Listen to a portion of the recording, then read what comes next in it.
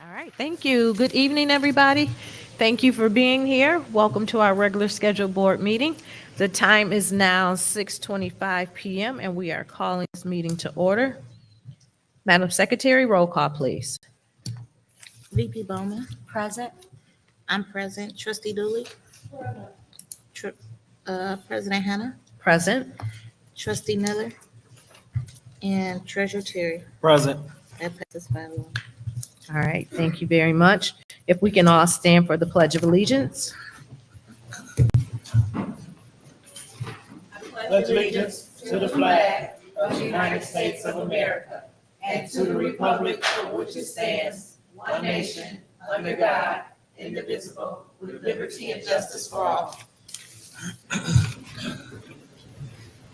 Can I get a motion for the approval of the agenda? So moved. Support. It's been moved by Treasurer Terry, supported by VP Bowman.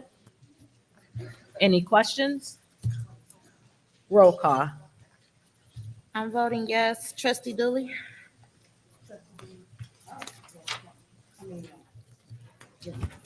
Yes. President Hannah. Yes. Treasurer Terry. Yes. And VP Bowman. Yes. That passes 5-0. All right, thank you very much. Awards and recognition. Dr. Lever, are we doing the choir now? The band? Okay, Dr. Leverett, the band has a rendition they're going to play for us. We're ready.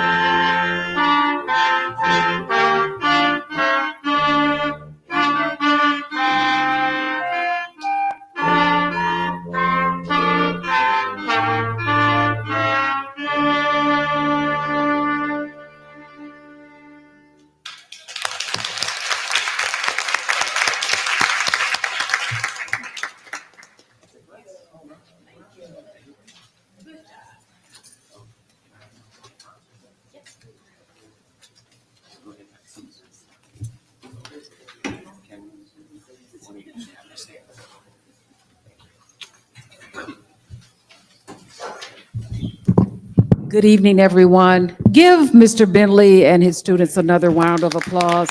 They did such a great job, and he has some announcements that he would like to share in terms of some recitals, I believe, that he has coming up. It is truly the most wonderful time of year, Mr. Bentley. Good evening, everyone. Good evening. I just have a couple of concerts that we have coming up in the district. This coming Saturday, the Pontiac Marching Band will be marching in the Holiday Extravaganza Parade through downtown. The marching band is a combined group between Pontiac High School and ITA, so we will have students from both schools featured. Next week, on December 11th, ITA will be having their holiday concert here at ITA. That will be at 5 p.m. On December 16th, that is the Tuesday of the last week before break, Pontiac Middle School will be hosting their concert at Pontiac Middle School. That will also be at 6 p.m. And then finally, on December 17th, Pontiac High School will be having our concert at the high school, and that will be at 5 p.m. So we have a lot of events that are coming up here, and we would love to have all of you guys come out and see our groups perform. It's a nice little taster for you.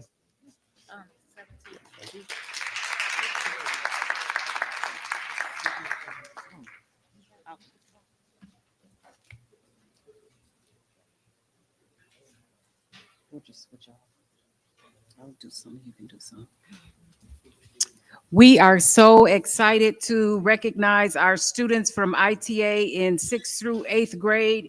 These recognitions are for students that are proficient or advanced in math and or reading. This certificate of distinction is proudly presented to Serenity Applewhite in recognition of your achievement of obtaining a level of proficient on the 24-25 State Testing Assessment. Congratulations, Serenity. We are proud of you. Is Serenity here?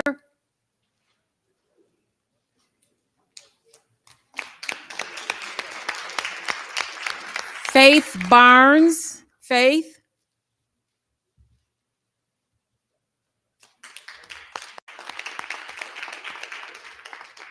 Christian Bolden. Christian.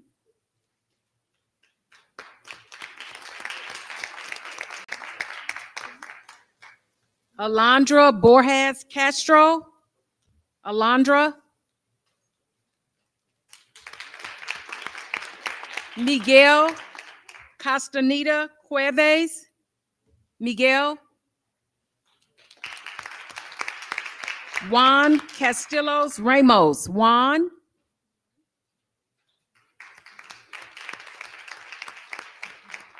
Yuhan Chain. Yuhan. Jayana Cody. Jayana.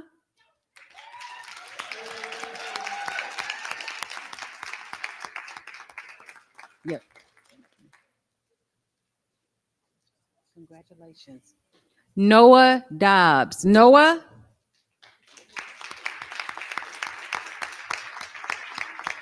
Marcos Demont Orza.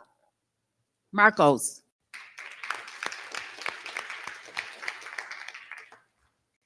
Hazyant DeWitt. Hazyant.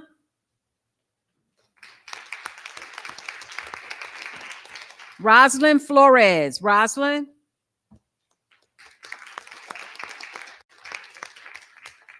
Brandon Fly. Brandon.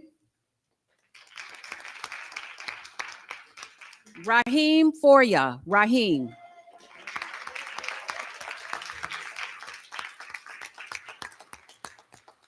Nyla Gabrielle Lopez. Nyla. Irvin Garza Cerna. Irvin.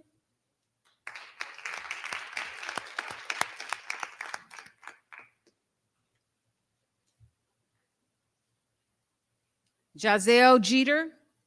Jazelle. Mateo Gonzalez Lopez. Mateo.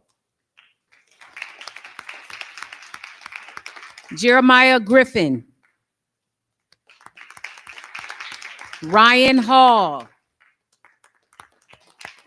Samuel Henriquez Mariano. Samuel.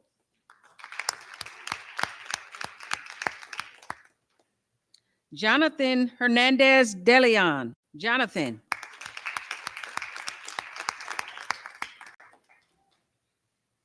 Alejandro Hernandez. Eduardo Hernandez. Matthew Javan. Matthew. Kendall Jefferson. Zachary Jenkins.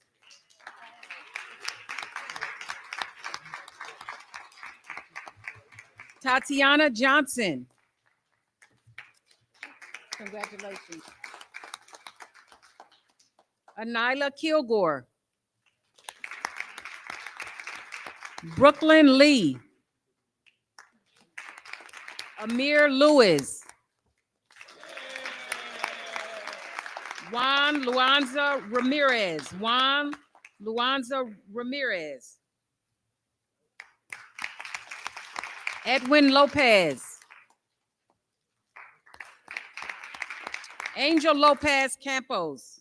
Angel. Valerie Lopez Ortiz.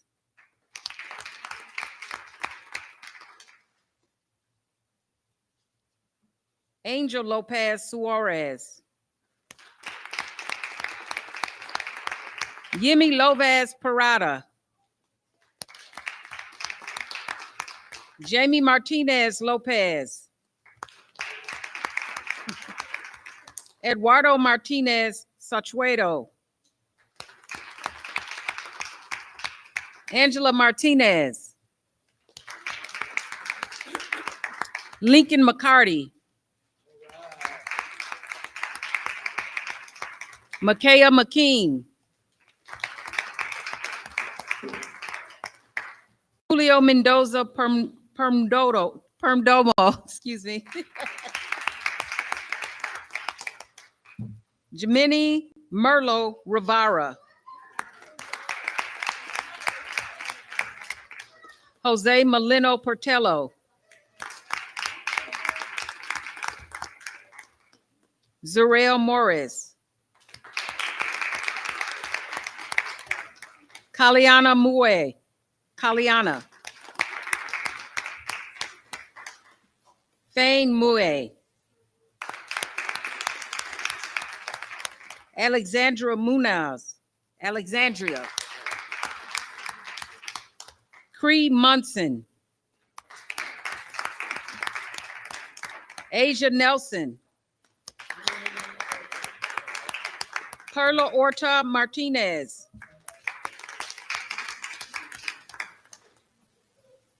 Zicamore Ortez.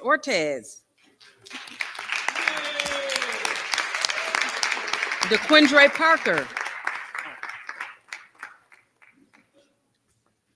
Congratulations. Cameron Powell. Litzy Rodriguez Matamoros. Makai Rucker.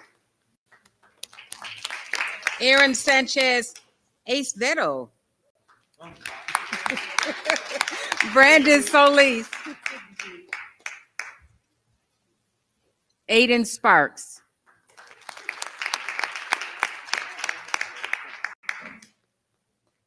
All right, I'll take over for a few minutes here. We have Dylan Vasquez. Dylan. Next up is Akita Watkins.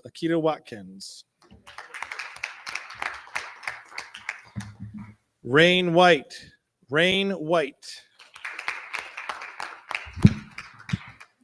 right. Channing Yang.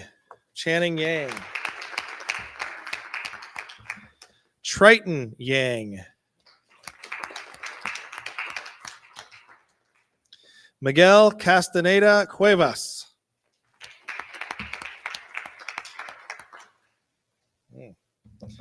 Yuhan Chen.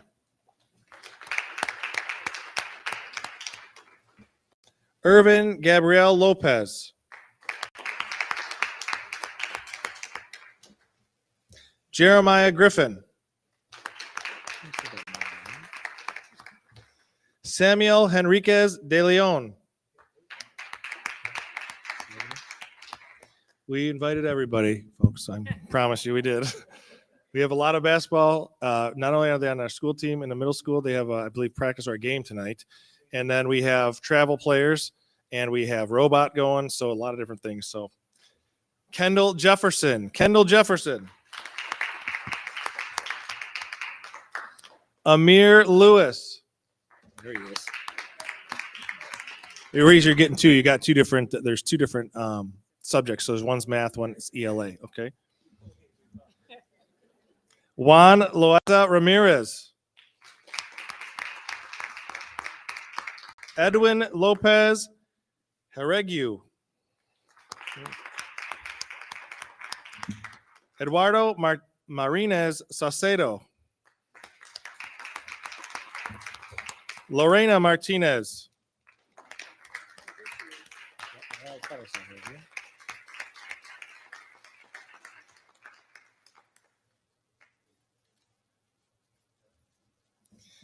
Jiminy Merlot Roviera. Jose Molina Portillo. Feng Mua. Alexander Munoz. Huh? He was here. He didn't come. Makai Rucker.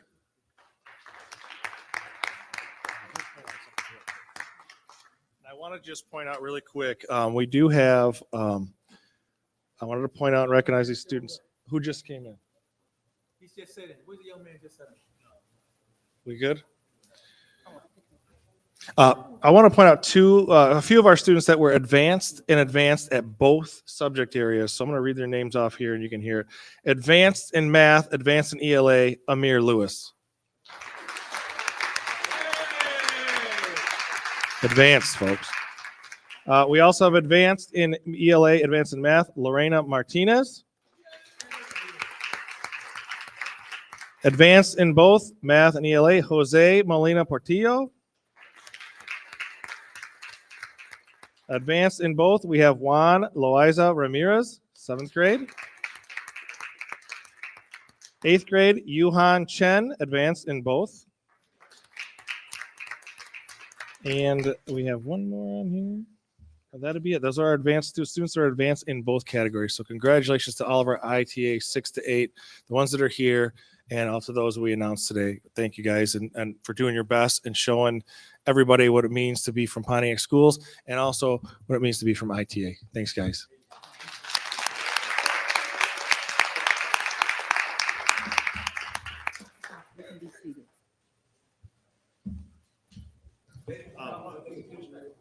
We're gonna get a picture of you guys right now. Frank's gonna get a picture. Wait right here. Come. One more minute. Come. Yeah, yeah.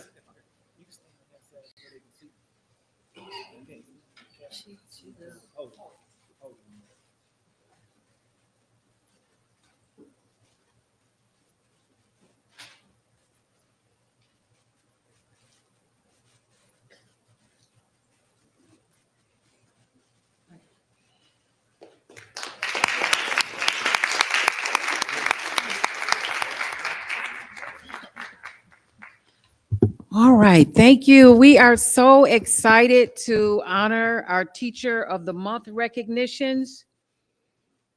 Wow, our teachers. It really is an honor.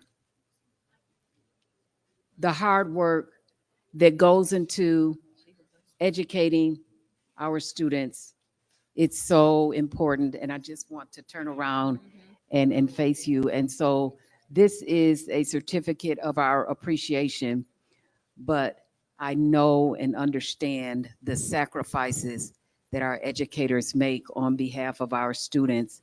And so we are so happy to be here and honor you in this way this evening. Thank you so much. This Teacher of the Month award is proudly presented to Ulysses McNeil for being recognized as Teacher of the Month as nominated by your building administrator for the month of December. Congratulations and thank you for your work. Ulysses McNeil.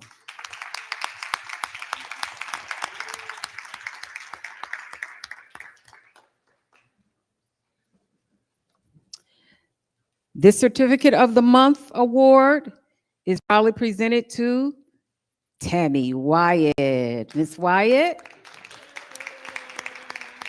congratulations. This Certificate of the Month award is presented to Sarah Cracknell. Sarah. Oh, there she is.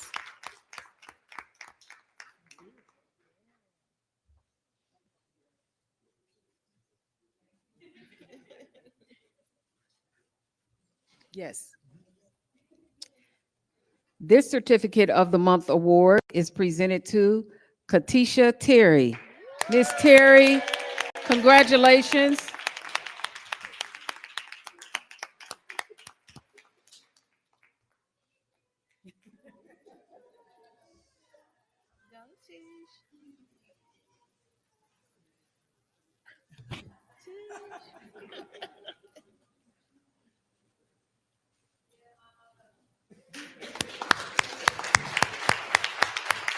This certificate of award is proudly presented to Danielle Goddard. Miss Danielle. Ah, there she is, Miss Goddard. Miss Goddard.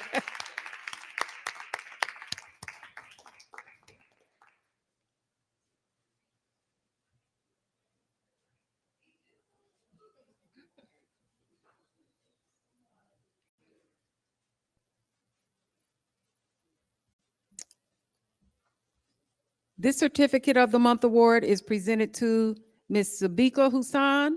Miss Hussan.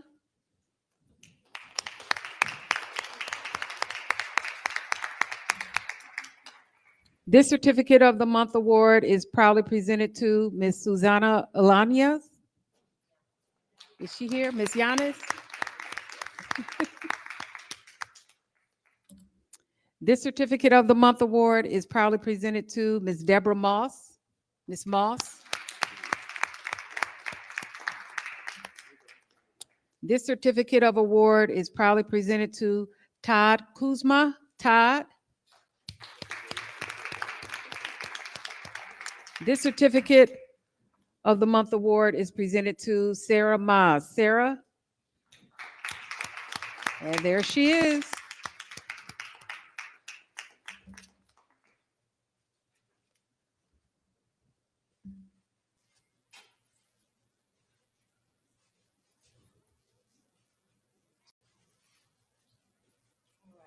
Please give our Teacher of the Month recipients another big round of applause. Thank you, everyone. Appreciate it. Board trustees, any comments? Just want to say congratulations to all of the students that perform admirably, to the parents, keep up the good work, and to the teachers that deliver instruction every day. Certainly, we acknowledge you. Thank you. VP Bowman? To the student. Okay. Just congratulations to the students and teachers, and thank you all for choosing Pontiac School District. Thank you. Treasurer Terry?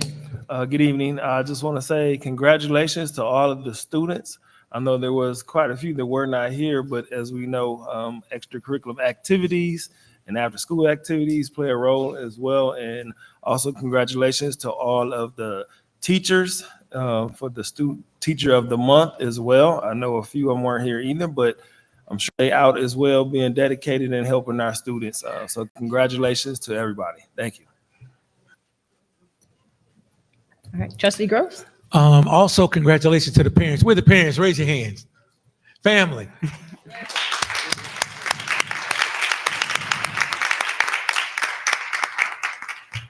Just congratulations to all the teachers. Remember now, great teachers make great students. And we have great teachers here, and it's shown by all of the awards that we've given for Teachers of the Month. And Dr. Leverett, I hope we do this every month, because this is what's important. This is what needs to shine here at our board meetings, recognizing our students and our teachers for what they're doing. And we appreciate all of you, students, teachers, and most of all, parents. Thank you for trusting us with your children. God bless. All right, Secretary Davis Smith. I was so happy and pleased to see how many students received proficiency or advanced in their testing. And I just want to congratulate all of them for their hard work. And also thank you, parents. And also our teachers. I really appreciate you for coming in daily and going above and beyond for our children. So I just wanted to thank you all and congratulations. Thank you, Secretary Davis Smith. And to piggyback on what was said, the students and teachers are the heartbeat of this school district, and we thank you for all that you do. We're thankful for our students, what the teachers are pouring into them, and them for being good examples for their peers. Over 100 students were honored and recognized tonight as we looked at those that are proficient or above proficiency in both math and English from our ITA 6th through 8th grade. So again, congratulations to all of them, our teachers, and especially for our parents for your support. Thank you. All right, moving down the agenda. Again, good evening, trustees. Recognition of elected officials. Do we have any elected officials in the audience joining us tonight? I don't see any. I hope everyone had a good Thanksgiving break. Moving down to the consent agenda. Can I get a motion, please? Support. It's been moved by Trustee Gross, supported by VP Bowman for the approval of the consent agenda. Any questions? Roll call, please. Trustee Dooley, Yes. Trustee Gross, Yes. President Hannah, Yes. Trustee Miller, Yes. Treasurer Terry, Yes. VP Bowman. Yes. And I'm voting yes. That passes 7-0. Thank you very much. Information from the superintendent and administration, Dr. Leverett. Thank you, President Hannah. Good evening, trustees. At this time, we have before us for discussion and action resolutions A, B, and C that you have attached. This is the section 31AA resolutions, and I'll read the background as follows. The pending litigation related to section 31AA now includes a court order and agreement with the Michigan Department of Education, whereby schools can opt in by the December 4th, 2025 deadline and then rescind the opt-in if the courts decide the conditions set by the legislator are unconstitutional. In summary, there are 3 resolutions for consideration, which provide as follows. Resolution 1. The board approves a conditional opt-in that will be void unless either the Court of Claims or the United States District Court for the Eastern District of Michigan rules on or before December 30th, 2025, that the requirement of subsection 9 of 31AA to waive any privilege is unenforceable or unlawful. This resolution also authorized the superintendent to opt in on behalf of the district and rescind the opt-in if there is no favorable court ruling. Board Resolution 2. The same as above, except the board does not specifically authorize the superintendent to submit the rescission form to be published on the Michigan Department of Ed's website by 11:59 p.m. on December 30th, 2025, if neither the Court of Claims nor the United States District Court for the Eastern District of Michigan has ruled that the waiver requirement is unenforceable or unlawful by December 30th, 2025. This may require the board to schedule a special meeting over the holidays to decide whether they want to rescind the opt-in. Board Resolution 3 is the opt-out option. If the board opts out, they will not be able to take the funding, even if the courts rule that the conditions for receiving 31AA funds are unenforceable. It is the recommendation of administration that the Board of Education opt in to receive Section 31AA funding with the Resolution 1, which I have. All right, thank you very much, Dr. Leverett. Board trustees, any questions? Okay, proceed to read the resolution. Okay. School District of the City of Pontiac, County of Oakland, State of Michigan, resolution to opt in to receive Section 31AA funds. A regular meeting of the Board of Education, the Board of the School District of the City of Pontiac, the District, County of Oakland, State of Michigan, was held in the district on the first day of December 2025 at 6 p.m. This meeting was called to order by present, absent. The following preamble and resolution were offered by member and supported by member.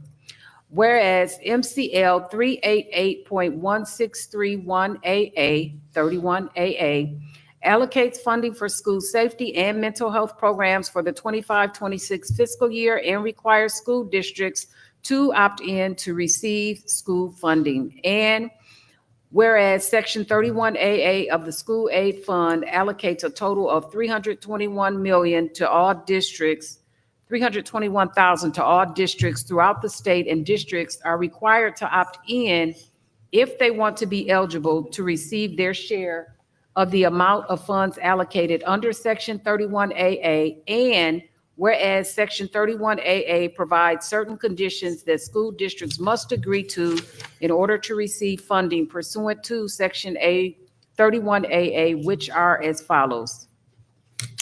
To receive funding under this section, a district, an intermediate district, a non-public school, or the Michigan Schools for the Deaf and Blind must agree to be subject to a comprehensive investigation, must affirmatively agree to waive any privilege that may otherwise protect information from disclosure in the event of a mass casualty event, and must agree to comply with a comprehensive investigation.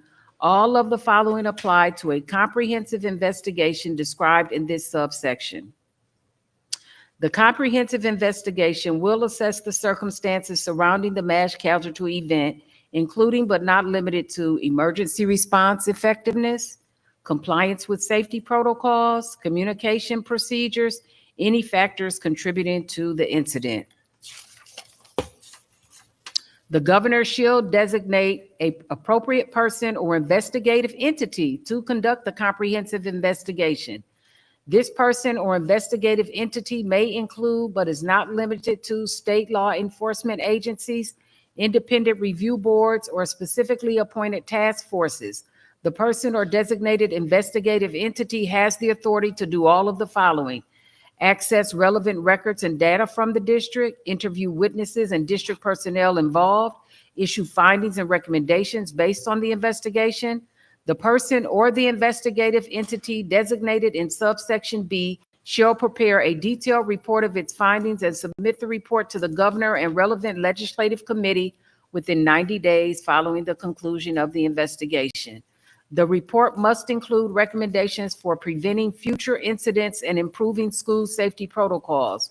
Whereas the investigation cited above is initiated by a mass casualty event, which is defined in section 31AA as follows. A, mass casualty event means any of the following that occur on school grounds or at a school-sponsored event. An incident resulting in significant injuries to not fewer than 3 individuals. 2, an incident resulting in fatalities. 3, an incident that exceeds the normal resources for emergency response available in the jurisdiction where the incident takes place.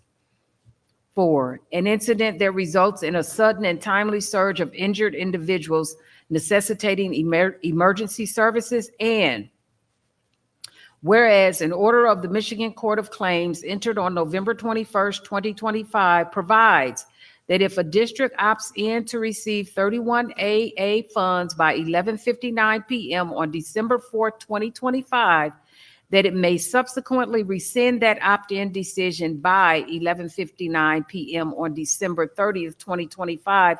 And whereas the board believes that the requirements to waive any privilege is likely unconstitutional, and if enforced would be an intolerable burden on its ability to operate, and whereas the board desires to receive 31AA funds for school safety and mental health programs. Now therefore be it resolved. 1, the board hereby delegates to the superintendent the authority to submit the 31AA opt-in form to the Michigan Department of Education, MDE, by the 11:59 p.m. on December 4th, 2025, on a conditional basis as further provided herein. 2, the board does not waive the attorney-client, or any other privilege. 3, the board's conditional opt-in shall be void ab initio unless either the Court of Claims or the United States District Court for the Eastern District of Michigan rules on or before December 30th, 2025, that the requirement of subsection 9 of 31AA to waive any privilege is unenforceable or unlawful. 4, the superintendent is hereby authorized to and directed to submit the rescission form to be published on the Michigan Department of Ed website by 11:59 p.m. on December 30th, 2025, if neither the Court of Claims nor the United States District Court for the Eastern District of Michigan has ruled that the waiver requirement is unenforceable or unlawful by December 30th, 2025. All resolutions and part of the resolutions insofar as they conflict with the provisions of this resolution are hereby rescinded. Ayes, nays, resolution declared adopted. Shaquana Davis Smith, Secretary, Board of Education, School District of the City of Pontiac.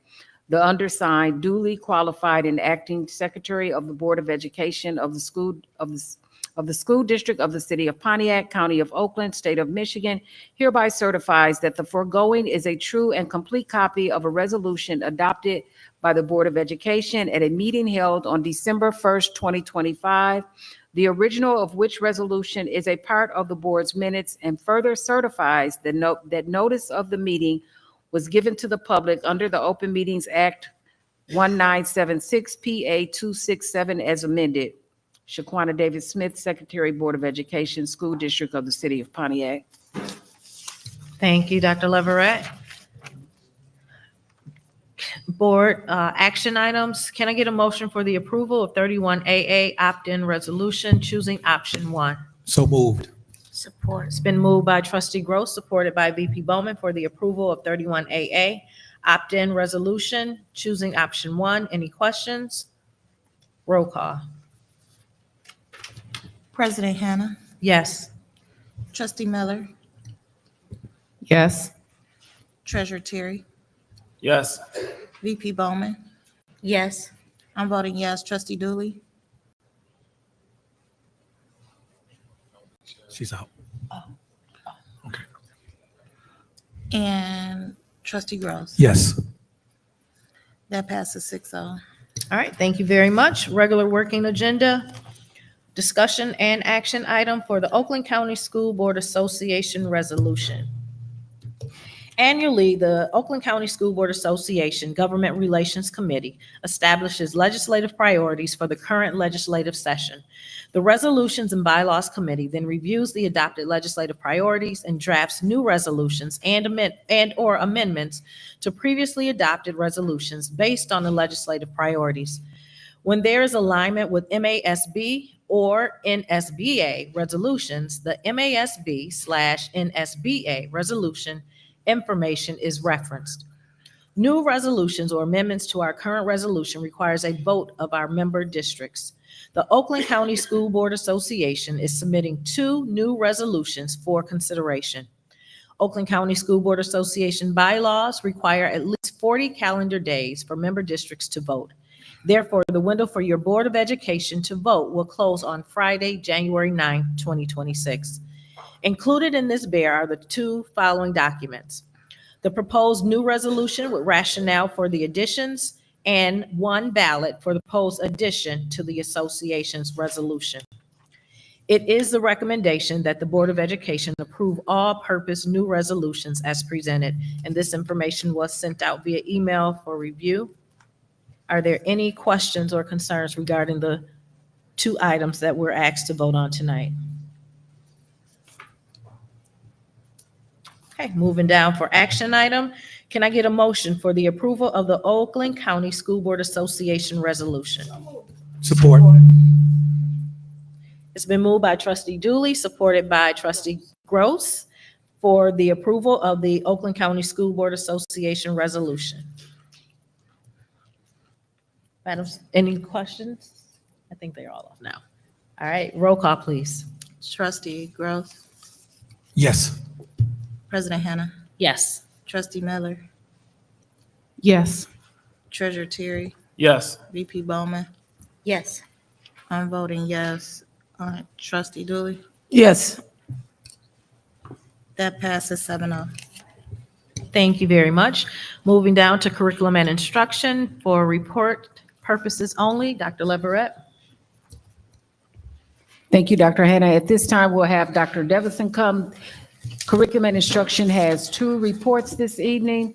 There will be the school index report. Those presenters will be Dr. Devison and Jennifer Dean, and then we have a presentation followed with Rogers Elementary and Pontiac Middle School. Dr. Devison. Good evening to the Board of Directors and to our community. I'm always excited to stand before you on this evening. We will be going over the school index from the Michigan Department of Ed. It is a state level accountability system that provides an overall score from 0 to 100 for the public schools based on the metrics: student growth, proficiency, graduation rate, and attendance. I will gladly turn it over to Jennifer Dean, who will go over the data, and I will sit beside her and alongside her to make sure that we deliver this message clearly to you all. Thank you. Thank you. Thank you.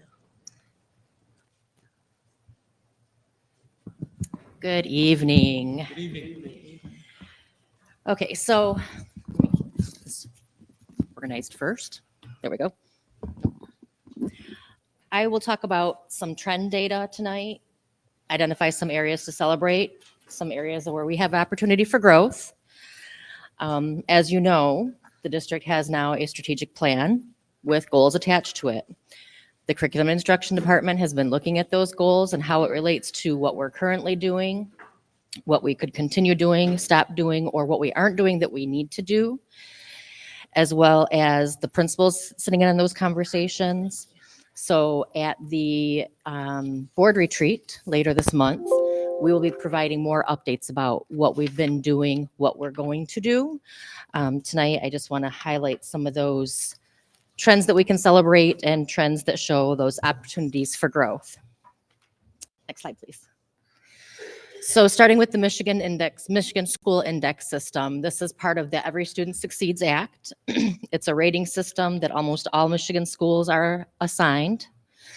And the spirit of this is to provide an opportunity to identify schools that need more support and provide equitable opportunities for all of the students in need of support in those schools. Next slide. The school index values, as Dr. Deveson said, are based on a 0 to 100% index value. I shouldn't say percent, it's a 0 to 100 index value. Those index values are then used to determine our federally required identifications. So for example, the schools that are in the lowest 5% of the overall index value become comprehensive support schools.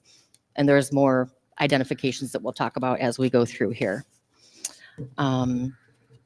Those index values are also generated for each system component and any subgroup or demographic group in the school meeting those requirements, meeting the minimum M size requirements. So if there's a demographic group of 30 or less, you won't see information for that.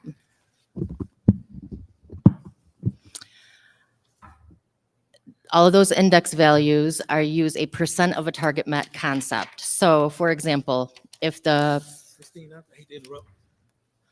The community can't see because these lights are blurring the screen. Okay. Okay. I'll wait for another text. Okay, let us know. Thank you. Okay, Sorry. no problem. So if the proficiency target is 80%, but the school's proficiency is 50%, the school proficiency index is calculated based on the 50% proficiency that they currently have, divided by that 80% target, and the index score for proficiency would be 62.5. So that's why I'm careful to say we're talking about percentages when we talk about the targets, but when we look at the actual index, those are numbers that are assigned. So that's an example of how those are determined. Looking at long-term goals, and these are the goals that are set up by the state of Michigan for all of the schools in the state of Michigan. The baseline value started in the 21-22 school year. The long-term goal is to be reached by the 2031-32 school year. And that goal was chosen based on, in 21-22, where the 75th percentile of schools were performing. So schools that were already performing well in the state, identifying what their numbers were and saying that's what we want the goal to be for all of our schools. I also want to draw attention when we get to the bottom of the slide here where it says K through 12 on-track attendance, 11 through 12 advanced coursework, post-secondary enrollment, K-8 access to arts, and physical education, as well as access to a librarian or media specialist. Those you're going to see come out in the school quality index indicator. So if we go to the next slide, here we see the example of that. So all schools, we look at their growth, proficiency, school quality, which are those things that I just mentioned, the access to fine arts, PE, librarian, for secondary schools, post-secondary enrollment. Attendance is also a part of this as well. Students with on-track attendance fall into this as well. So we're looking here at the 2025 index scores. I'm going to go all the way down to the end with the overall value. LCOT has an overall value in 2025 for 48.66. In 2024, their value was 57.63. We saw a decrease of 8.97. And the two areas that I will highlight are the growth in 2020-24 was 78.88. And here in 2025, we see 65.71. The proficiency in 2024 was 30.68. In 2025, we see 24.16. So that's where we lost those points on the overall value. Harrington had an overall value of 37.6 in the 2024 school year. So they decreased by 0.49. And their biggest, their growth and proficiency is not where they saw the decrease. Their decrease was in that school quality indicator. School quality indicator being that not on track attendance. So we know that we had Harrington at ITA and Alcott last year while they were being remodeled, and we know we had higher attendance issues because of that. So that's where we saw the decrease there. Looking at Owen, the overall index in 2025 was 51.86. In 2024, that was 54.43. So we saw a decrease of 2.57. And again, their decreases were in growth and proficiency. Rogers in 2024 was 40.10, and now in 2025 is 56.36. We saw an increase of 16.26 for Rogers. Their growth in 2024 was 36.53, and now you see 2025 is 56.36. Their proficiency in 2024 was 31.52, and now we see it's 40.07. So we'll take a minute to celebrate Rogers.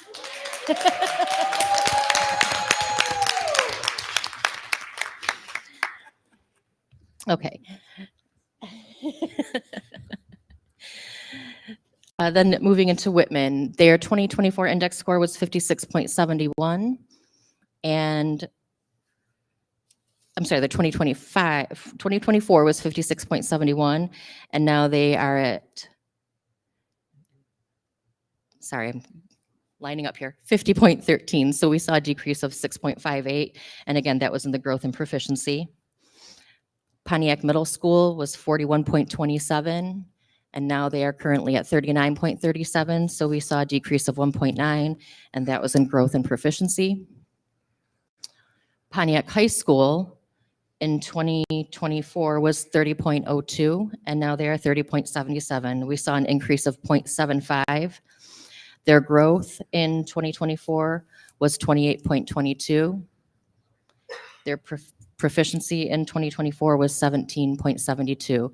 So we saw the decrease there, but we saw the increase in the graduation rate, and that's what brought their increase, as well as their participation rates. Any questions before we move on from that slide? Yes. Where are you pulling the 2024 index scores I have from? notes here. I Okay. I received just a wanna make request sure, this, 'cause- nope, it's not up here anywhere, and it wasn't in your packets. I received a request about it this morning. Okay. So real quick this afternoon, I went in and pulled some things so I could speak to it tonight, but also I sent the 2024 December presentation has this exact same information, and I did share that with Dr. Leverett this morning. Thank you. You're welcome. Okay, next slide. 2025 school index. So the support categories that were identified in the fall of 2025 were CSI, additional targeted support, and targeted support and improvement. So CSI means either the school is in the lowest 5% of all schools, or a secondary school with a graduation rate of less than 67%, or in the case of these three schools, they were previously identified schools who did not show adequate progress. So they were identified for another 3 years of support, which means another 3 years of all the additional funding that comes along with it to help us put the programs in place to meet our students' needs. Additional targeted support means that you had one demographic group in the lowest 25% in all components and one in the lowest 5%. That was Whitman. Now, Whitman was identified for that in the fall of 2022. Schools remain on that identification for 6 years unless they show significant improvement in the first 2 years. But those are just schools that we continue to monitor over those 6 years, and they do qualify for some of those additional resources and supports as well. Targeted support and improvement was, our school was Alcott that was identified for that, and that was a new identification. And that was based on the Black or African American demographic group performing in the lowest 25th percentile in all components. So growth, proficiency, school quality, all of those indicators across that table.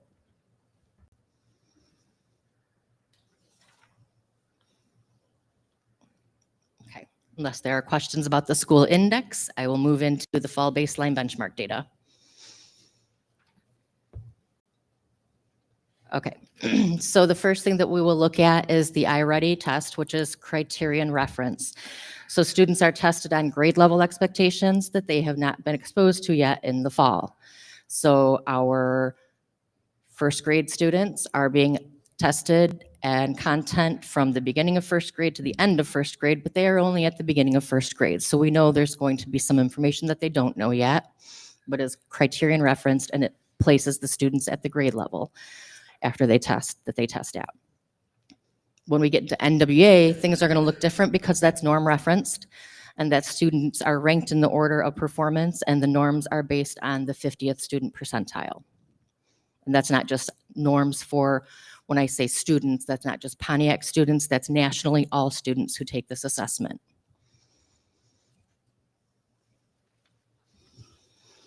So we're gonna, yes.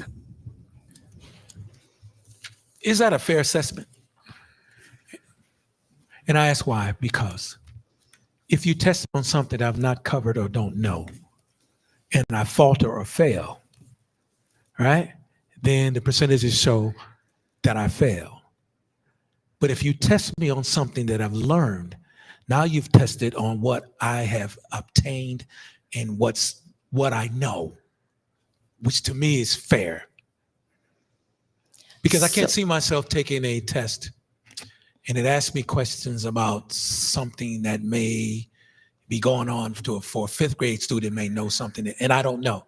Yeah. But you've indicated to me because I don't know, then I'm failing. But if you test me based on the information you've given to me, it gives you a percentage on what I know, how much I know of it, and how much I have improved in the subject you've given to me in that grade. Am I off, or No, is that you're not. question? Yes and no. So Okay, both tests, help me out. I'm going to try. Both tests are computer adaptive. They start the student at the grade level that they are, like a ninth grader starts at a ninth grade level. They're given so many questions. As they start getting questions incorrect, and so many questions in a row incorrect, the test then starts adjusting down to find the level of where they are working. So both tests work the same way, whether it's the ninth grade NWA or the third grade iReady. They're going to say, okay, the student's missing the information here, so we're going to start testing down. It's how we present those reports later to our students to say, okay, this was your overall score. We want to get it up by this many points. So we're not telling the student necessarily that you're a fourth grader working at a second grade level. We're telling them this is your overall score. Your target is to increase 20 points. The way that the results is reported out for us to analyze is given by that grade level. But I do have some of that scale reporting in here towards the end of the iReady slide, where I did pull some of that overall scale number. So rather than getting a designation of I'm a fourth grader, but I tested at second grade, or 30% of the students are 2 grade levels below, so they're tier 2. We have an overall scale score. So you're going to see that later. You're going to see like 349.2. That's an overall scale score. So that's what students see in their data conversations that they need to improve by. So, because no, we don't want to make our students feel like they're failing.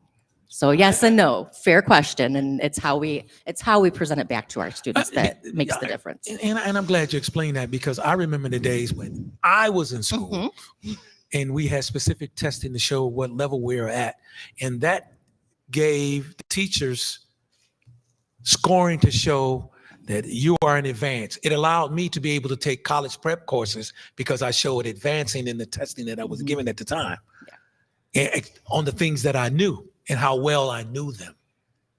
Yeah. So it advanced me to college prep courses. You understand? You get what I'm saying? And okay, I just wanted to be fair, because we're seeing some numbers and you know how I feel. You know, Ms. Dean, and I'm not gonna do that tonight. But okay, I'll keep going. Thank you. Okay. So I'd like to kind of address Trustee Gross's concern. So Trustee Gross, you're absolutely right. We should not test kids on what they haven't been exposed to, but at the same time, if the data is disaggregated properly, it's a tool for teachers. It tells the teachers what needs to be, instruction needs to be delivered. If they are, and I'm sure they are, looking at the test itself, it's what's called backward design. We know we start from where we want to get them and we work. So that was a good question. And if they are using the data properly, it will suffice. Does that make sense? In the sense of you're exposing, so what you have is instructional cycles. So that would be like a pre-assessment test to just basically see where you are before we start.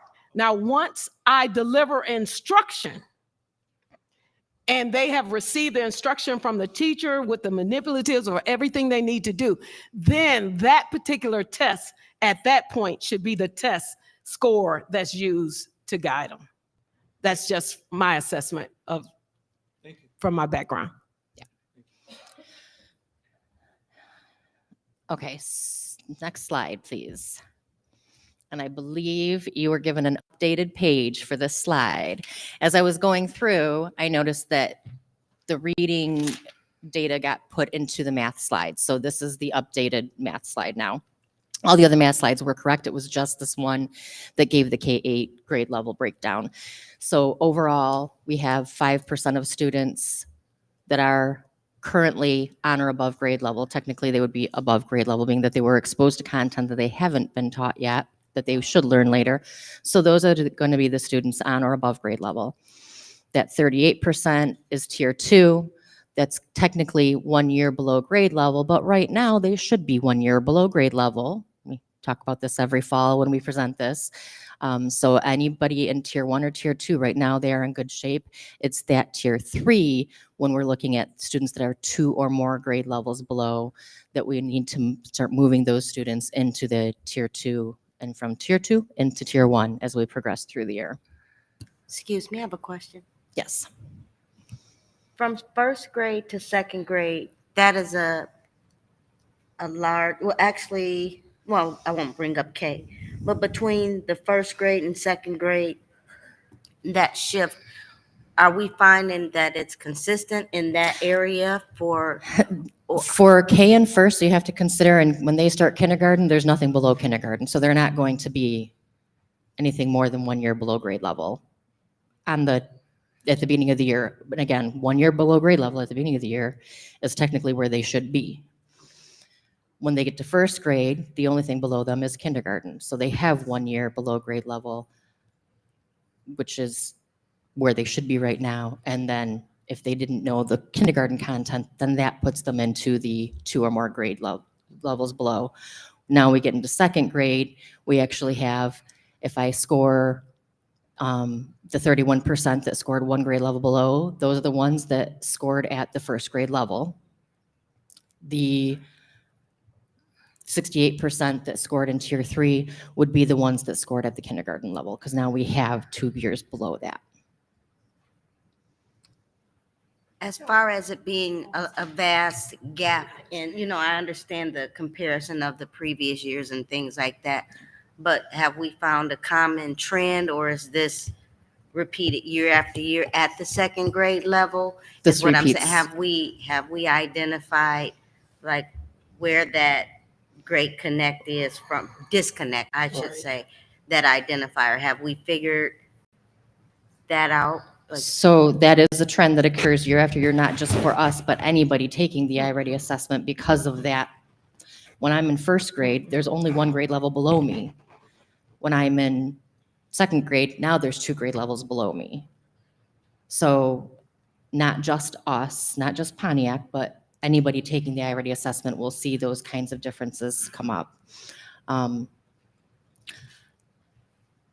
Not as prevalently in other, I honestly, I won't even speak to that because I don't know. I know what's in front of us with the Pontiac data. And yes, that is a trend that we see year after year. We would like to close that more because the earlier we catch this, the better off we're going to be. The longer these gaps grow, the harder they are to close. So, Ms. Dean, my concern, I'm going to do follow-up with Trustee Bowman. We have a preschool program, GSRP, right? We do. No, so I'm only talking about Pontiac. Mhm. So we have that program in place, am I correct? Yes. So that's our feeder to kindergarten, am I correct? Yes. So where's the expectation for the learning to occur if we're saying, and maybe I heard you wrong, I hope I did, that they're expected to be below grade level because the GSRP program is in place to help hopefully enhance what's happening at home for students, children to be school ready. But in the event they are not, is that not that program formulated to get them kindergarten ready? Like colors, the basics, the colors, the numbers, writing their name. And I know it's possible because I can point you to a program where we have some head starts, like some 3 and 4 years old that's writing their names and can do one digit addition. They haven't gotten to and they can do some sight words. So I'm just concerned that we need to, well, you know what I mean, should look at maybe what is the base, the foundation of the GSRP program to ensure that they're laying the foundation so when our students enter kindergarten, they have a better grasp and then they're not necessarily expected to fall under the threshold. That's what I wanted to say. And please excuse me if my voice got loud. I get excited about education. Mr. President Hannah, I have a question. Ms. Dean, listen, I have concern. But wait. Yeah, let me. Marcus was ready? Go ahead. No, my question is just about looking at this chart. And here, and I have concerns for every child, but here's my biggest concern. Say Kevin, me, I'm on this chart at kindergarten, and I fall in tier 3. I've moved to first grade. I fall in tier 3. I move in second grade. I fall in tier 3. The more years that I attend, the more I'm falling behind because you say tier 3 can be 2 or more years below grade level. Now I'm below grade level at kindergarten and I continue that trend all the way to 8th grade. I'm 7 years behind. And mine is right. That's why I'm looking at this chart. I'm saying that because I see the specific numbers, but I'm concerned about little Susie or little Kevin that continues to fall behind. And what are we doing, or what aren't we doing, or what can we do? Yeah, we see these numbers every year, but you have not given me any solutions on what we can do. And again, listen. We get me at this table and I don't want to appear that I'm over and beyond everybody. No, my love is for every child. But here's the thing. I am a trustee and my job as a trustee is to implement by paying for programs that's brought to us as a board that can assist in improving this chart. I'm not in the classroom. I'm not with the teachers. I'm not there every day. What is it that on this side of the table that we can help a little Susie or a little Kevin who continues to, because listen, these numbers, if you look at the chart, I'm only being what you're showing here. The majority of our kids are in tier 3.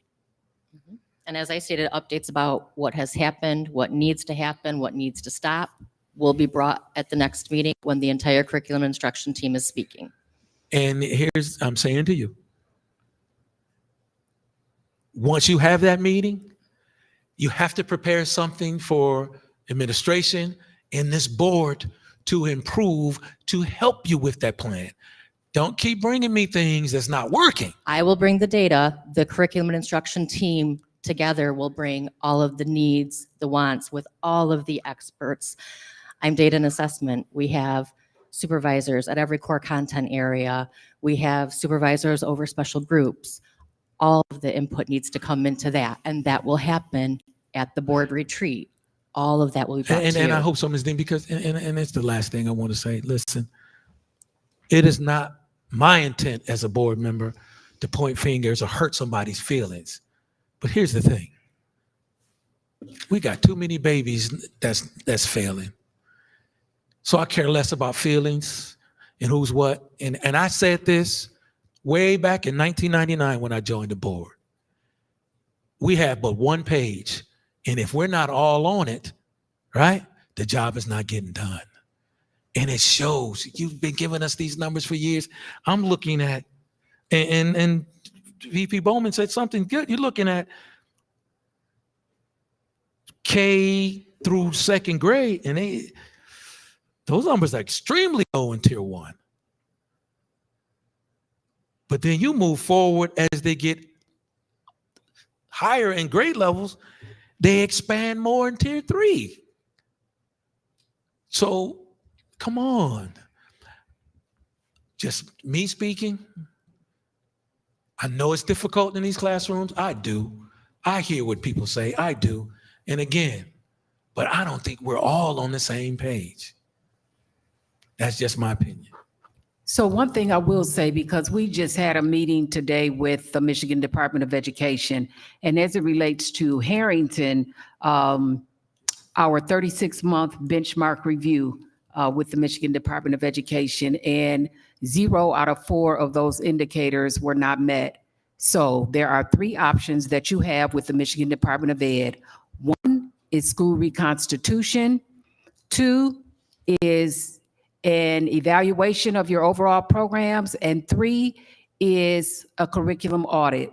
So as it relates to Harrington, that is what we're going to do. So we cannot sit around and be comfortable with where we are academically, because we've been saying it for a long time. So now we are going to do that. It is very labor intensive to do a curriculum audit. It's just not open up a book, look at the table of contents, look at the directions, see if they all line up. A curriculum audit is very labor intensive, but now we have the plan in place. That is what we chose as a district, and that is how we're going to move forward as it relates to Harrington. We're hopeful that in the near future, I think that that's one of the things that puts us in a pickle sometimes is, oh, let's do a curriculum audit for the entire district. We are going to focus on this school, see if there are some outcomes and some data that tells us, you know what, we found out, this is what we found out in our curriculum audit. We may want to take this piece, for example, to look at what's happening at Rogers. So again, we have research-based best practices. We cannot say that we don't have research-based best practices and curriculum, because we would not have been allowed to purchase them if they were something other than a best practice and research-based. But what we may have, and we still cannot say that definitively, is there may be some areas in our curriculum that need to change, but we just can't say, okay, well, let's throw another $400,000, $500,000 at this piece of curriculum, when we need to look at what we have and let our decisions drive us based on the data. So we know we have a lot of challenges before us, and we are going to get to a better place, because we want to close this gap with these kids in tier 3, push them down to tier 2 and push them down to tier 1, so that we have a best opportunity for universal instruction for 80% of the students. Because right now, if you look at the triangle, it's turned upside down. It really is. Thank you, Dr. Leverett. Treasurer Terry. All right. My first question, I got the information that's being shared. I notice it says the fall. So do we have data that compares like the initiative test? If I'm correct, they take a test when they first join or get in that grade level. This is the baseline data for the fall of 2025, the first time they took this test. First time they took this test. They take it again end of January into February, and I'll report out on that again after they do that, so we can compare that data. When was the date for this one? You say fall 2025. Fall What was- 2025, what was the so specific date? the When was this window. September to October, and I know I had to provide a little extension at the end of October for some schools that needed a little bit more time to make sure that they were providing the best testing environment and getting all of the students' data. So I would say end of October. No, I'm just trying to make this data useful for me. And I was sitting here thinking about this and looking at all of the red. And I know we mentioned the curriculum and everything, but it also draws me to concern is the teachers understanding this. Because if you don't understand it, how can you teach it? When we adopted, And it's my concern because I got a lot of red. when we adopted iReady, that was in the 2020 school year, so we were closed for COVID. Fridays were professional development days. Teachers were given in-depth training on reading their classroom level reports, how their students were grouped, what it meant if they were at these levels. iReady offers lessons that are connected. Like if your students are working at this level, use this lesson with these students in a small group. It gives very targeted intervention. There's also an iReady lead at every school, so that as we have new teachers coming in, those iReady leads are working with the new teachers on reading this data, understanding this data, as well as they work with this data in their PLCs, they work with this data in their staff meetings, so they understand. Okay. I'm just. Or the opportunity to understand I has know because been, we get this data every so many months. I'm just trying to understand how this is helping me as a board member make a decision. This doesn't really help me because I have nothing really to compare to. And I know that the kids change year after year, and we obviously see the same results.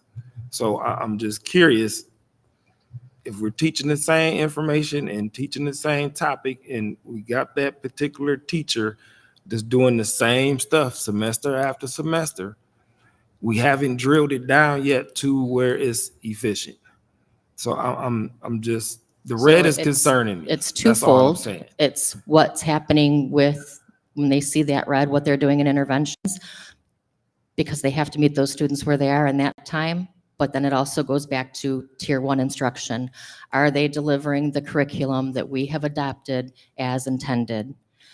So that the students, even if I'm a third grader working at a first grade level, I have to receive the third grade level instruction. I might not be able to read that on my own, but a lot of the reading program is helping students with comprehension and vocabulary and much bigger pieces that a third grader still needs exposure to, even if they're at a first grade level. So it's twofold. That's why I've said before, we can't sit back and say, well, the majority of my class is working at a first grade level, so I'm going to teach at a first grade. So we need to make sure that the interventions are happening during the intervention time, and that the tier 1 instruction is showing that we are implementing the curriculum as intended. And that's going to come out K through 5 in that curriculum audit that we are now approaching. Okay, thank you. Trustee Dooley? I appreciate that. But as, just a suggestion, as you guys disaggregate the data, look at the skill that's being missed. And as you said, you will have a classroom of multiple levels of learning styles and the ability to regurgitate the material. However, it's basically the same thing. We just spiral up from one grade. We add the next layer. We add the next layer. So maybe they need to be a little more deliberate and intentional in identifying those skills and transfer them one way or the other. The other thing, in addressing Trustee Gross's concern, we wonder how students get to high school. And this is Trustee Terry as well, all the red. Students can migrate from K through 12 and be in the red the whole time. And some of their teachers because sometimes grades are arbitrarily given. It's not a total rubric for all grades from different people. You can have a kid go through high school, their whole thing, and you have the parents say, well, what happened? They always had A's and B's, A's and B's, but that was subjective. And then so all the while they have flown under the radar and they've been in the red. So I think perhaps as you go and you do these tests, you know, the instructional cycles maybe need to be a little more intentional, and you go back to, do you guys still have curriculum council? Do you guys have curriculum? It's coming. So back in the day, and a couple of people that's out here worked back in the day, we had those things, curriculum council, and you could, that way you're going to open that line of communication, and what you did good in your class and you see the results, you're going to share it with this one, and vice versa. So as you build community, I think that would be a good idea. And I would love to have the opportunity. I know I'm a board member, but I would love the opportunity to come and help where I can, to show some things back in the day that did work. And we maybe can bring them back to get those results. And I'm not just talking to be talking. You can pull my record and those students that came under my tutelage and see that they were successful. So I think as we move forward, working in concert together, it's a few little things that we can massage and adapt to lay that foundation for our students, so we can decrease, instead of them going further in debt of grade levels, getting further and further behind, we can close that gap because we see the need for that foundational layer of learning to occur. Thank you for your time. And I-Ready provides those opportunities as well. When teachers look at their reports, students that are working at this level and this skill, as you said, it breaks it down by skill. If this is the skill that you're going to be teaching coming up, but your students are not there yet, this is how you scaffold to get them there, so you don't completely avoid bringing the grade level to them. When we were working with grade level content expectations, yes, it was a spiral, each year built upon each year. Common Core is not as much of a spiral, so if they miss something in first grade, or I'm going to go back to third grade. If I don't teach the third grade content because all my students are working at a first grade level, now I've brought them another year back, because now as a third grader, they weren't exposed to the third grade content. And when they go into fourth grade, they don't have that. So not as much of a spiral as it used to be. And I'm gonna stop right there and let the content area experts address that more when they come. We have one to more present. question for you. I'm sorry. Okay. Ms. Dean, Trustee Miller. Actually, it wasn't directly to Ms. Dean, because you provide the data, and I appreciate you for doing so. This was my first time hearing that we were going to do a curriculum audit at one particular school. My question, my question is, when we had Dr. Krantz come in and she gave the report that included at some aspects some barriers that the classrooms and the teachers were experiencing. There was some identifiables that said that they may have one part of the math curriculum, but they don't have the game, however it goes. So have we looked at, not to you, Ms. D, have we looked at that? Have we identified that our classrooms have everything that they need to deliver the correct curriculum and instruction as indicated by the curriculum? There has been, to my knowledge, every time I ask about the report, the 134 pages, there has not been any discussion or movement in that report. It also provided recommendations of how we can decrease these numbers and improve our curriculum and instruction. But I've heard no communication, or I've heard no movement on that. So I guess my first question would be, are our classrooms and our teachers equipped with the materials that they need to provide a curriculum and instruction as it is written? Every year, orders are updated and placed to make sure that each classroom has what it needs. Once the materials are delivered to that classroom, whether or not those materials stay in that classroom.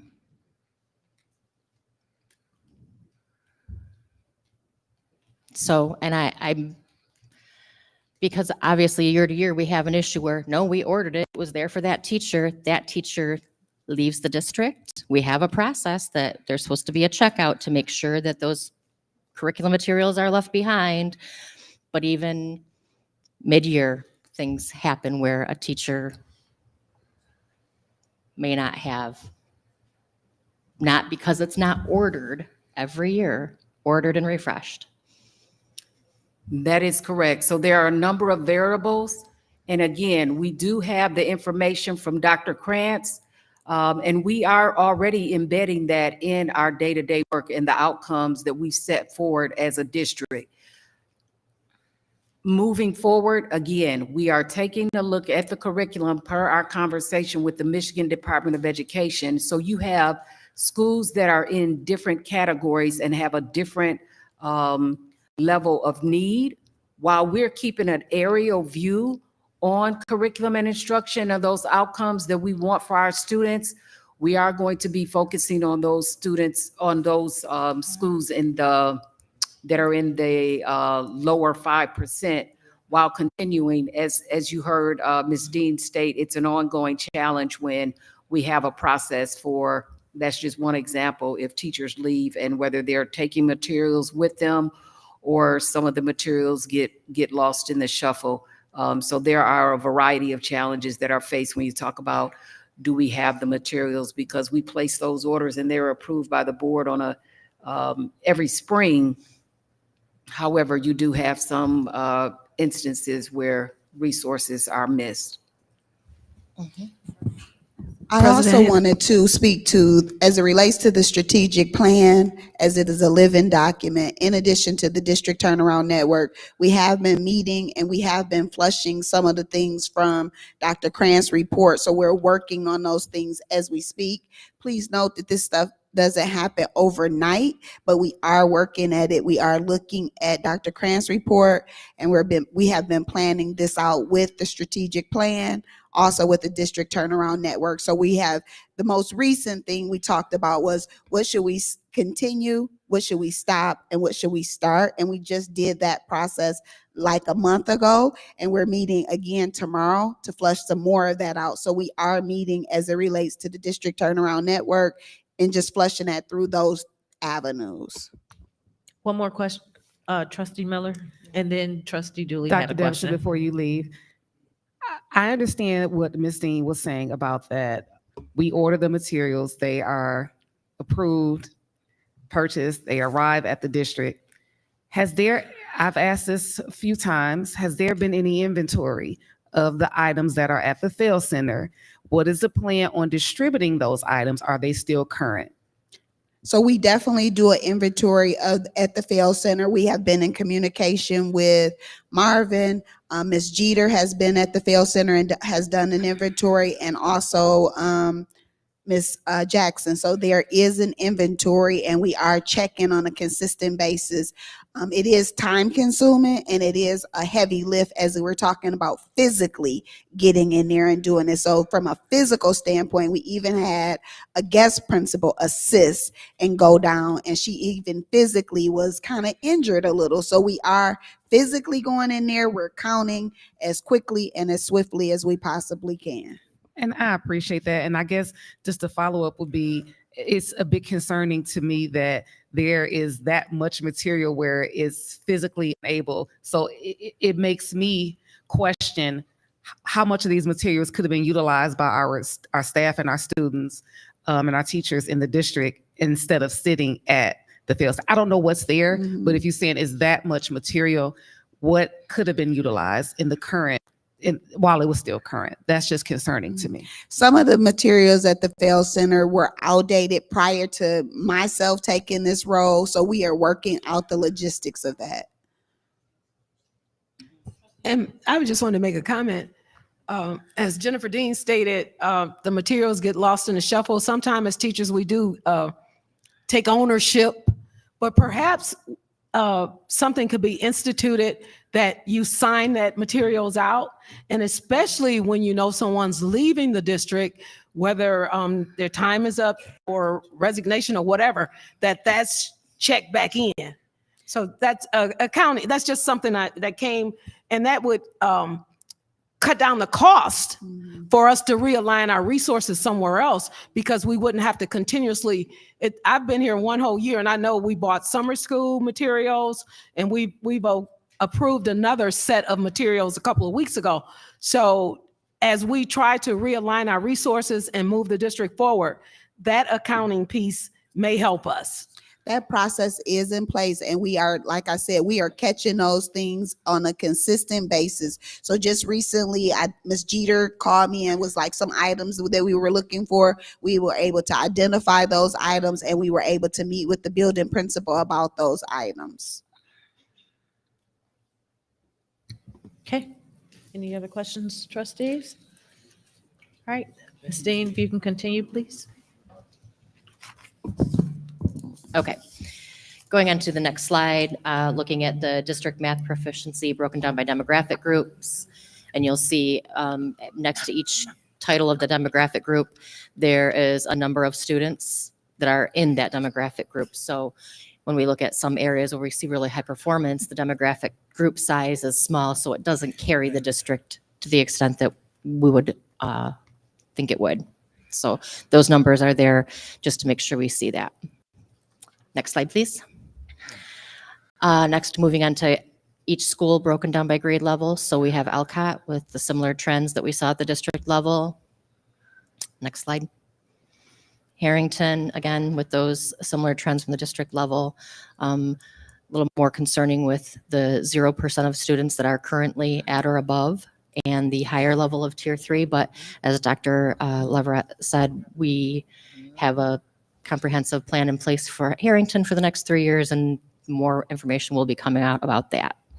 Again, that's not an overnight process. It's putting the curriculum audit into place is going to happen over time and take a lot of time. And then ITA K5,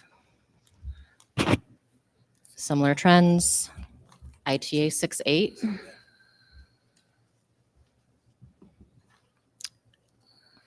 ON K through 5. Rogers K through 5. Whitman K through 5. When we look at Whitman, we're seeing some similarities to Harrington. Previously, when it comes to state accountability, ITA had a large percent of the students feeding into Whitman.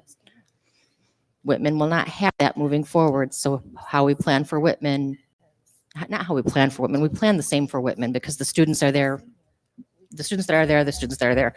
But when I'm presenting data on the accountability side of things, for example, the 2026 index reports may look very different from the 2025 index reports. So keeping those things in mind. Going on to Pontiac Middle School.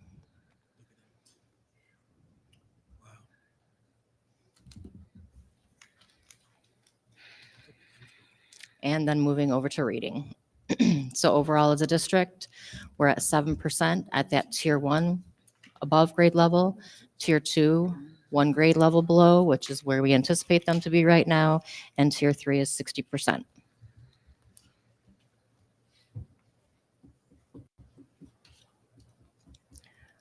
Looking at the demographic groups, again, we see those same trends that we saw on the math side with some of our demographic groups performing at a much higher level, with those demographic groups being a smaller sample size, so not as impacting the overall data, not as impactful to the overall data.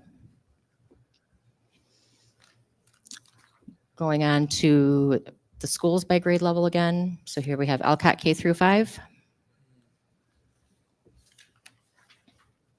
Harrington K through 5. ITA K through 5.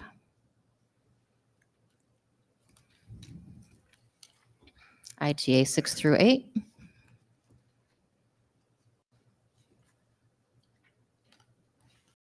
And then moving into Owen, K through 5.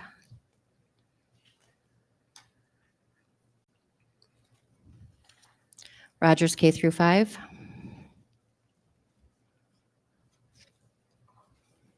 Whitman, K through 5. And Pontiac Middle School, K through 5. I'm sorry, 6 through 8. Pontiac Middle School, 6 through 8. Okay. Here's where we're getting into what I was talking about with overall score data. We've looked at, I pulled out students that are with us starting in first grade as their first full year. They stay with us in second grade, that's their second full year. They stay with us in third grade, that's their third full year. On the second table, we're looking at just all students. So when we look at the students who are with us for a full 3 years, we see slightly higher overall scale scores.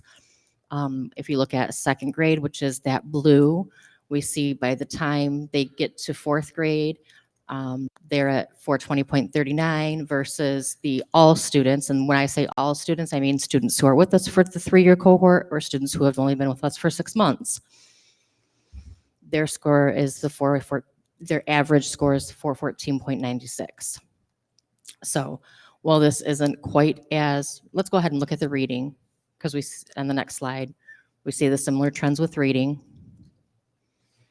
Students who are with us for 3 full years versus all students all together. And again, we see some differences between the student group that's with us for the 3 full years versus all students. Question. Yes. So I'm looking at grade 6, Mm-hmm. first full year, 517.39. Yes. It drops off each year after that. If you follow the blue, grade 6, when they're with us for their first full year as a 6th grader, then as a 7th grader, they're with us for 2 full years. As an 8th grader, they're with us for 3 full years. So you have to kind of follow the stairs down by the color. So they improve from 517, 517, 528 to 543. correct. I can't see the other side. Versus on the other side, 6th grade starts with 517, so pretty similar. What's the But number in the when we look seventh at grade? the next one, 506.15 as 7th graders versus 528 as the 2 full year cohort students. And so when we look at the drop from 517 to 508, what are we finding out? You don't have to answer that. That's just some of those questions that I. Well, we're going to get into it a little bit deeper on the next slide too. So Oh, okay. that's part of that is these, I just wanted to see the students that are, and this has been requested of me many times, students who are with us for 3 consecutive years, Right. are we seeing a difference in their data from Exactly. everybody else's? So when we look at all students, we're talking students that maybe have only been with us for 6 months. But the students that have been with us for 3 full years, we know they're scoring higher. Ms. Oh, I Dooley? see what you're saying. Ms. Dean, is it possible to give us the numbers where they should be? So we could follow a little, at least for me, because at grade 1 or grade 2 or any grade, what is the level of proficiency? Those numbers. If, Yep, I can if you provide don't have that. to give it to me, I'm sure you weren't ready for me to ask that question. So you could send it to me Yep. just so I can see in the comparative situation, like grade 3, I will. that is starting at yes. 444. Is that where the cutoff starts at 444? Is it 5 something? So just so No, we it's- can be a and little it's a more range. comparable. You're right. It's a range in grade 3. Exactly. So From if here you to here could is a give us range. So that, I will send that to Dr. Leverett so she can send it along to all of you. yeah, that would allow us to understand the data a little better, to know where we fall, what our Right. numbers mean in the totality of things. Right. So that for this, I was trying to provide an overall just raw data. What is the difference between us with 3-year students and new students coming in? But I will provide that so you can kind of compare that to here. Like that too. Okay, so cohorts math, cohorts reading. Okay, this one. Before we were comparing students that were in the 3-year cohort to overall as a district. Now we're breaking it, I broke it down with fall of 2025, students that are in the 3-year cohort versus fall of 2025, students who are not in the 3-year cohort. So it's not lumping everybody together. We're seeing an even bigger difference now. And the third column, so in the first table, we're looking at reading, and the second table, we're looking at math. That third column is the performance of students who are chronically absent. Chronically absent meaning they are missing 10% or more days of school. So again, students who are here with us consecutively for 3 years and students who are in attendance are scoring higher. Those students who are chronically absent are where we're seeing lower scores again, and we're addressing attendance.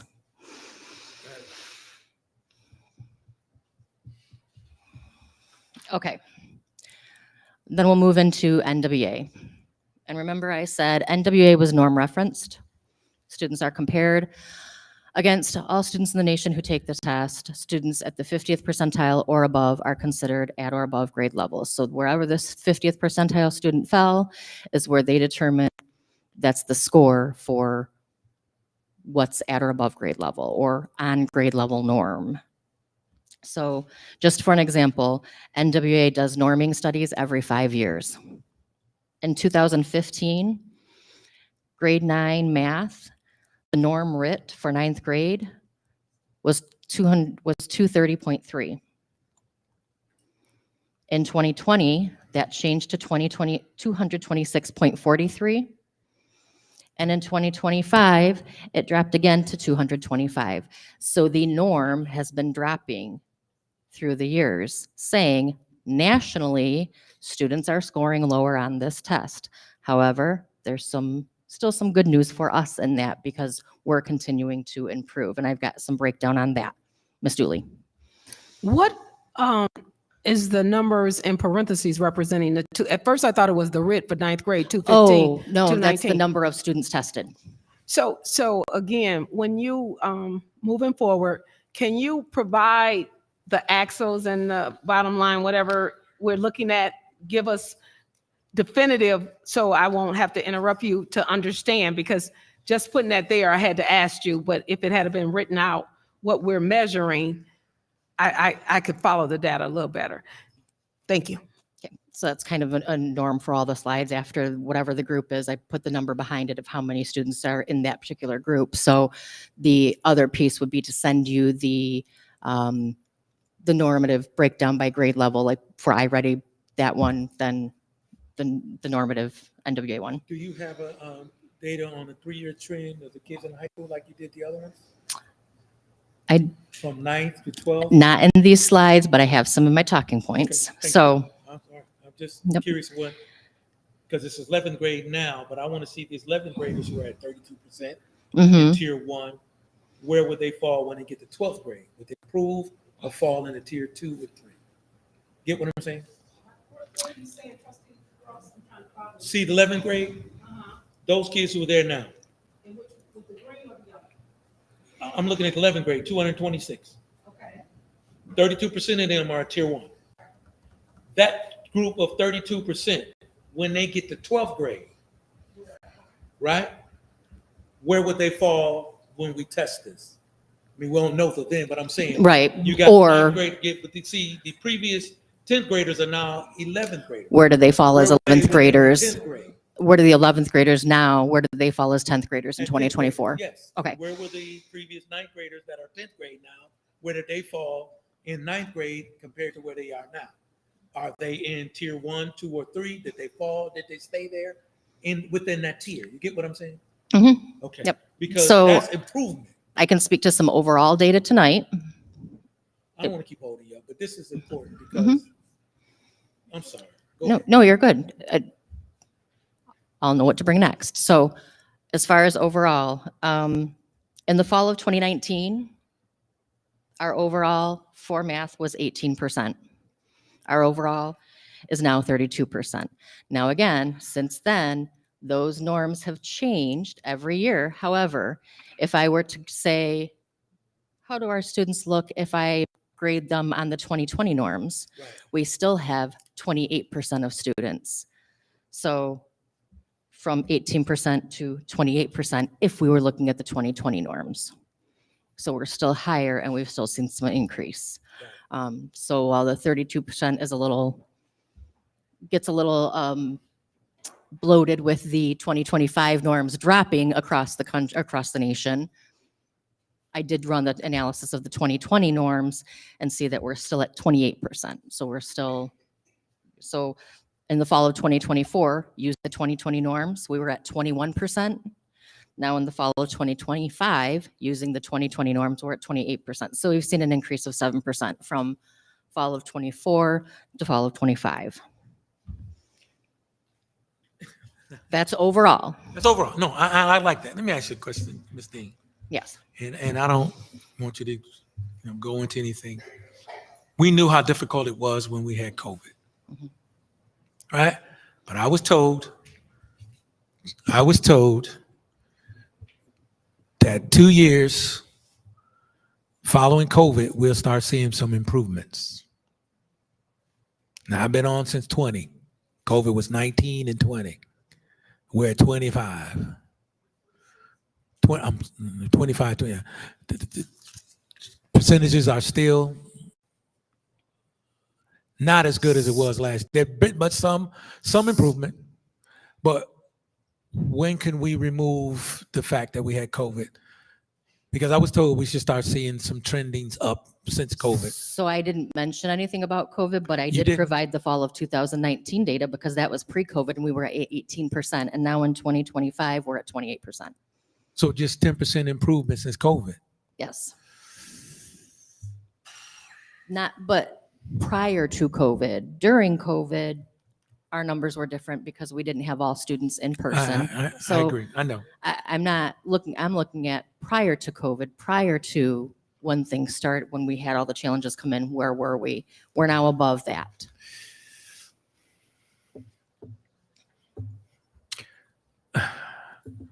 Okay. Thank you. So that was not to blame COVID in any way. That was to say, here's where we were at before COVID. I'm taking COVID out of the You picture. never blame COVID, but 2019. we've heard those who have. Well, I recognize COVID's impact, but I was not trying to bring that in tonight. I just wanted to say 2019.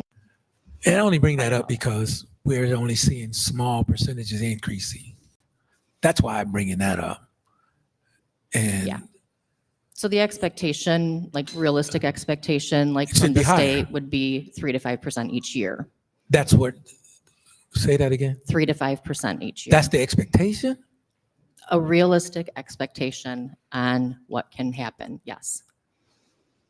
When we meet with MDE, when we talk to all of our partners, as we're supposed to set goals with them, they remind us of what realistic goals that are attainable. So, see, you never said that to this board.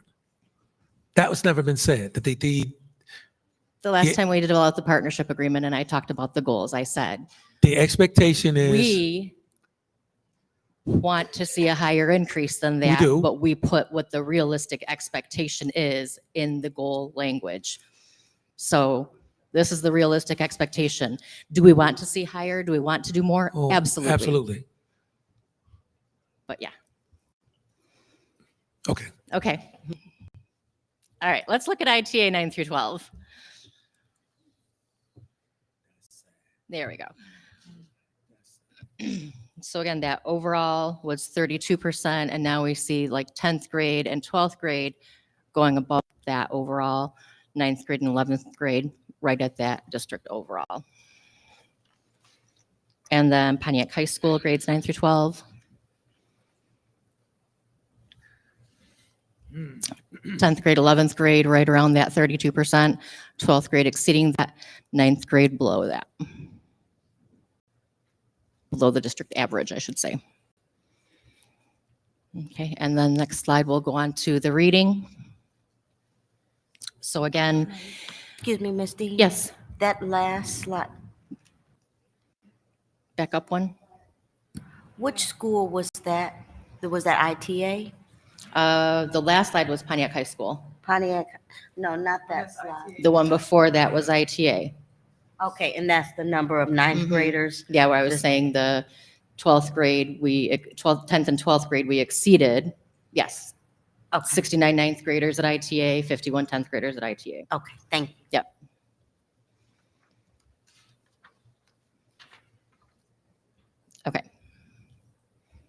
And then let's look at the district grades 9 through 12 readings. So one more slide in, please. There we go. Okay, so again, going back to the fall of 2019 with the 2020 norms, or the 2015 norms, we were at 24%. If I back those norms up onto the fall of 2025, we are at 36%. Am I looking this right at the 12th graders? Mm-hmm. Mm-hmm. Wow, at the high school? That's not ITA? That's all. Just kidding. I know that. I can see that at the top. Oh, yeah. Okay. So we've seen some improvements there. Yeah, we got all the way to the last slide. Where what? I said we're all the way to the last slide. I was Oh, go ahead. I was Yeah, a little yeah, bit yeah. behind, but okay, I Okay, see go where ahead. you are and where I'm at now. Yeah. That's good points. Good percentages there. Mm-hmm. I feel a little better. Ms. Dean, Yes. you gave us the numbers of who was tested. What's the percentage of students that did not test? Or did we get 100%? We didn't get 100%, but we got at least 95%. That's the expectation that I put on all schools, that we get at least 95%. Like the state accountability is that we test at least 95%. I hold that same standard to our benchmark assessments as well, which is why it takes some schools several weeks longer, not several, but 1 or 2 weeks longer to get everybody tested. So just a ballpark figure for the totality, 9 through 12. What, in your estimation, how many students did not test? 9 through 12, if our overall was 911 students, 5% of that would be, well, 10% of that would be 90, so 5% of that would be about 40, 45. And some of that also is if students are in self-contained special education rooms and they take My Access, they don't take this test. This test is not appropriate for their level. If their cognitive ability indicates that they take My Access, these are not appropriate tests for them. So that would be inclusive of that group as well. Okay, that's good to know too. This is twice a year, once when they first come in with the information that they don't know, new information, then again, 3 times a year. okay. Fall, winter, and spring. So we'll go again January into February, and then again at the end of the year. Okay, thank you. You're welcome. Right, did you give us over the summer? Pardon? Go ahead. Okay. All right. Thank you, everybody. Thank you.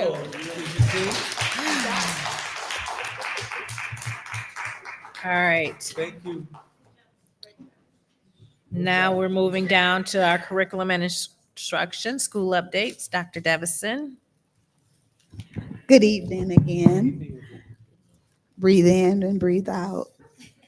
Good mindful skill to do.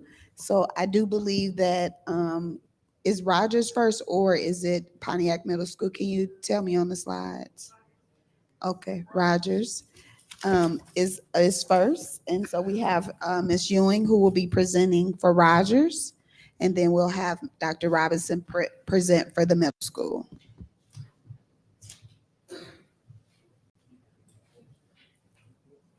Good evening, Good evening. and I am so glad to be here. And as you know, I never come alone. As you can see. I do want to say there was one oversight as we were recognizing Teachers of the Month. Rogers did have a Teacher of the Month that was overlooked that's here this evening. And I would like for Melissa Pena to please stand, my ESO teacher.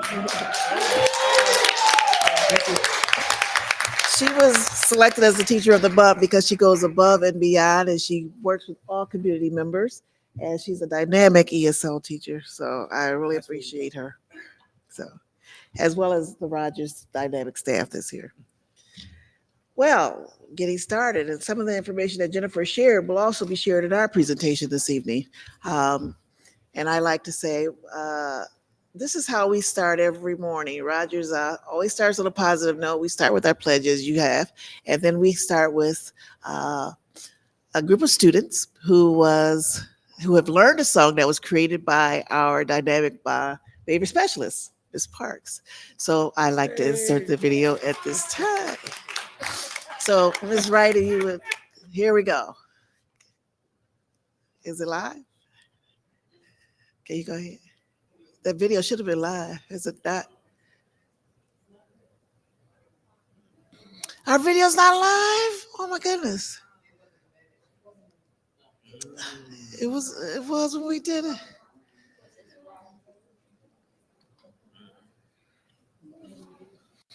It was live when we presented it. Well, we'll have to send it to you later because those students did a fabulous job in singing our theme song every morning that we do, celebrating Rogers. And we celebrate Rogers with this PowerPoint on 3 different levels. We talk about the attendance, we talk about academics, and we talk about community service to students and service to the community. So at this time, I'm going to have my dynamic staff come up. That's going to talk about attendance, and we're going to talk about our enrollment of 233 students and what we do to celebrate them. Now, and this is a neophyte who just came this year with us, and we are so glad to have her. Ms. Brogan and Ms. Moore, I believe, or just you, Ms. Brogan? Just Ms. Brogan. Go ahead. Hi, good evening, everybody. I am a kindergarten teacher at Rogers, so bear with me as a first year. Looking at our enrollment, kindergarten has 34 students, first grade is 40, second 37, third is 49, fourth grade is 38, fifth is 35, with a total of 233 students. So we've noticed, obviously using our bar graph, that third grade has the heaviest chunk of our kiddos this year. And as enrollment kind of sways as years go on, and that's kind of our noticing from that. If you could go to the next slide, please. Thank you. So looking at our overall attendance, we are currently at 84%. I know our district goal and obviously our personal goal is 90%. We have a few strategies to help achieve our goal. We have perfect attendance incentives for students for each month. So each month we acknowledge students from the previous that had perfect attendance by rewarding them with either ice cream. I think we've done pizza before, and celebrating them over our announcements as well. We also have a best attendance competition that is monthly, so broken down by grade level, which we'll see on the next slide. Yeah, go ahead. Ms. Ewing, I love your incentives, right? But what are your barriers for those not attending? We need to hear this because then maybe at this side of the table, we can help you. That's why I'm saying if a closed mouth gets no answers. That's so true. Right. I would say some of our barriers are maybe transportation, or lack of transportation thereof. Incentives, the encouragement to even just be at school daily has been a barrier. We're looking at a large percentage of homelessness this year. And we're talking about a larger percentage of homelessness this year as we're looking at as well. Just some common barriers that I think the nation as a whole is facing, and just the incentive to get children to want to be in school, whether it's transportation, whether it's homelessness, whatever the reason may be. What is your relationship with the parents of those kids who are consistently absent? Believe me, we try to establish positive relationships with all of them, and we are one of those who call constantly. Okay. Until the point where we get blocked. That's what I just want to hear, because I love the 84%. I'm wishing for 100, of course. That's right now, right? And I understand, I love your incentives, and that's what one of the classes I went through talked about. But I'm concerned about the barriers. What's causing? We are as well. Yeah. But there are some things that are out of our control that, unfortunately, I understand. Yeah. Thank you. All right, I'm sorry. I promise I won't interrupt. You were going to ask that question. Oh, I knew you knew that. Interrupt as you may, all understanding. So our monthly best attendance award, that is a percentage that I calculate every week. We have an attendance bulletin board that is right in the middle of our school for every student and staff member to see. So if you're ever in Rogers, check it out. It is updated weekly based on each grade level and the percentage of attendance of that grade level for the week. At the end of each month, I calculate the total attendance for that month, and whoever has the best attendance typically wins some sort of reward as a grade level as well. So if you can go to the next slide, we can look at percentages based on grade level by month. So the first bar would be kindergarten, then it goes through first, second, third, fourth, and obviously fifth grade following at the end there. The percentages at the top are the percentages of each grade level that were in attendance that month. So kindergarten in September had 83%, moving up to 88 in October. And as we last took data, it was 80% for November, not including those 2 days before break. You can see that first grade was steady at 88% for September and October and decreased slightly in November. We have second grade at 87 going up to 88 and then 82 for November. Looking at third grade, 82% going to 81% and then down to 75 for November. In fourth grade, we have 86% going to 89 and staying at 89 for November. And with fifth grade, there's 82% going to 88 and then down to 84. I will say, thinking about our half days and those early release days, we do see a drop in attendance in students, whether that be transportation, childcare, whatever external circumstances that families have on why their student is not able to be there that day. So looking at this data, we can see overall there is a positive trend, and this is based on our enrollment numbers. So in September, I know our enrollment numbers were a bit different to where we are now in November, and that was all taken into consideration while calculating these percentages as well. Is there any questions about attendance? I like those charts. Okay, thank you. It's educate, empower, and excite. We talked about the attendance data. Now we want to talk about the academic piece. And for that, I have Ms. Crenshaw Brown and another neophyte coming to us, well, new to our district anyway, Ms. Hart. As they come, can I ask a question regarding how many kindergarten teachers are there? I have 2 teachers at every Great. grade level. That's good. I was just concerned 34 for one teacher. I was like, I have one 5th grade teacher though. So I was going to ask that question. Yeah. Good afternoon. Evening. Thank you. But before I begin, I want to take a moment to acknowledge the exceptional leadership of our principal, Mrs. Ewing. Her vision, guidance, and unwavering commitment to our students at Rogers Elementary continues to inspire us as a staff to dream bigger and achieve more. Under Mrs. Ewing leadership, we are implementing the reading and math curriculum with fidelity on a daily basis. In addition to that, we are including interventions because we know that providing interventions to children who may have some challenges with reading and math skills is very important, the early intervention, because they are the foundational skills for the future learning. Interventions, they help ensure that all students, regardless of their starting point, have the support they need to succeed. That's, she nailed it.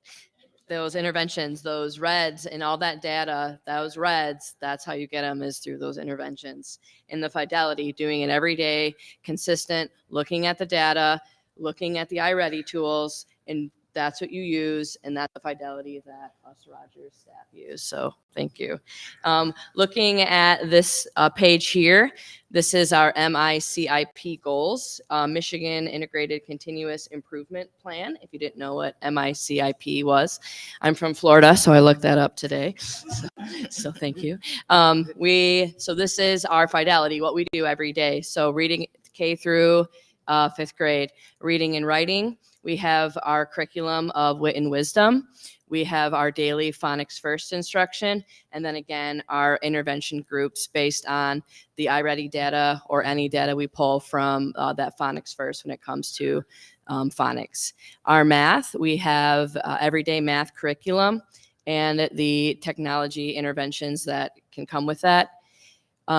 We have our PBIS MTSS, which is Ms. Parks, could you maybe speak more to the Man Up Club and the Girl Power and the daily check-in? And she'll talk about that in the slides over. And our wonderful family community engagement nights. Our family fun nights are amazing to have those kids come with the teachers there and other support staff, just diving into things we do in the classroom to teach them what to do at home, to just keep that learning continuous and how we teach it, or different ways that they could just have fun with it at home. Because that's, in the end, we want to make learning fun and rigorous, and just getting the kids on board with their parents as well. So any questions on what we do at our school? Is this, I like that, what it says, wit and wisdom, as well as the daily phonics. Now, is that school-wide that every teacher is doing that? Yes, ma'am, it is. And I want to speak on the fact that Family Fun Night, for example, our behavior interventionist, Mrs. Parks, she just had a phonics night for the parents, and we shared with the parents strategies that they could utilize at home to help their children. And we talked about the 5 components of reading, phonemic awareness, phonics, fluency, comprehension, and vocabulary. We talked about how it's building like the foundation of a house, for example. We just wanted to share that was one example of one of our family community engagement nights. Thank you. Okay, now we're ready for the next slide. All right. So here is our iReady data from our PLC results in November. So looking at that beginning of the year, so we've all been versed on what this data means when it comes to the colors and how they took it. So for instance, I teach 2nd grade, and they went through K, they went through first, and at that 2nd grade, they're being taught and that backwards design where it, it kind of changes the questions and the level of what they're getting, and then they get that overall score. And that happens for all of us here at Rogers. And we have our different tiers and our percentages. So that tier 1, 11% in the green. I mean, that's pretty good. 44% tier 2, and then just under 50% are in that tier 3. Our next steps are indicated, our structured literacy program. And again, it is fluid through our whole school. You can walk into our classrooms, and we are all working at our required minutes on our phonics and our other literacy programs, such as Wit and Wisdom and what involves in that. We also are doing those intervention using iReady teacher toolbox lessons. So looking at the students' data, what are their needs, using, working off the IRIPs, especially for those kids that are really below level. And then our phonics first, and also using Heggerty to make sure that we close that gap. That red, a lot of times, are those foundational reading skills. So just continuing to use those programs to, tear them up. What is it called? Tier. What are the programs called again? To decrease that.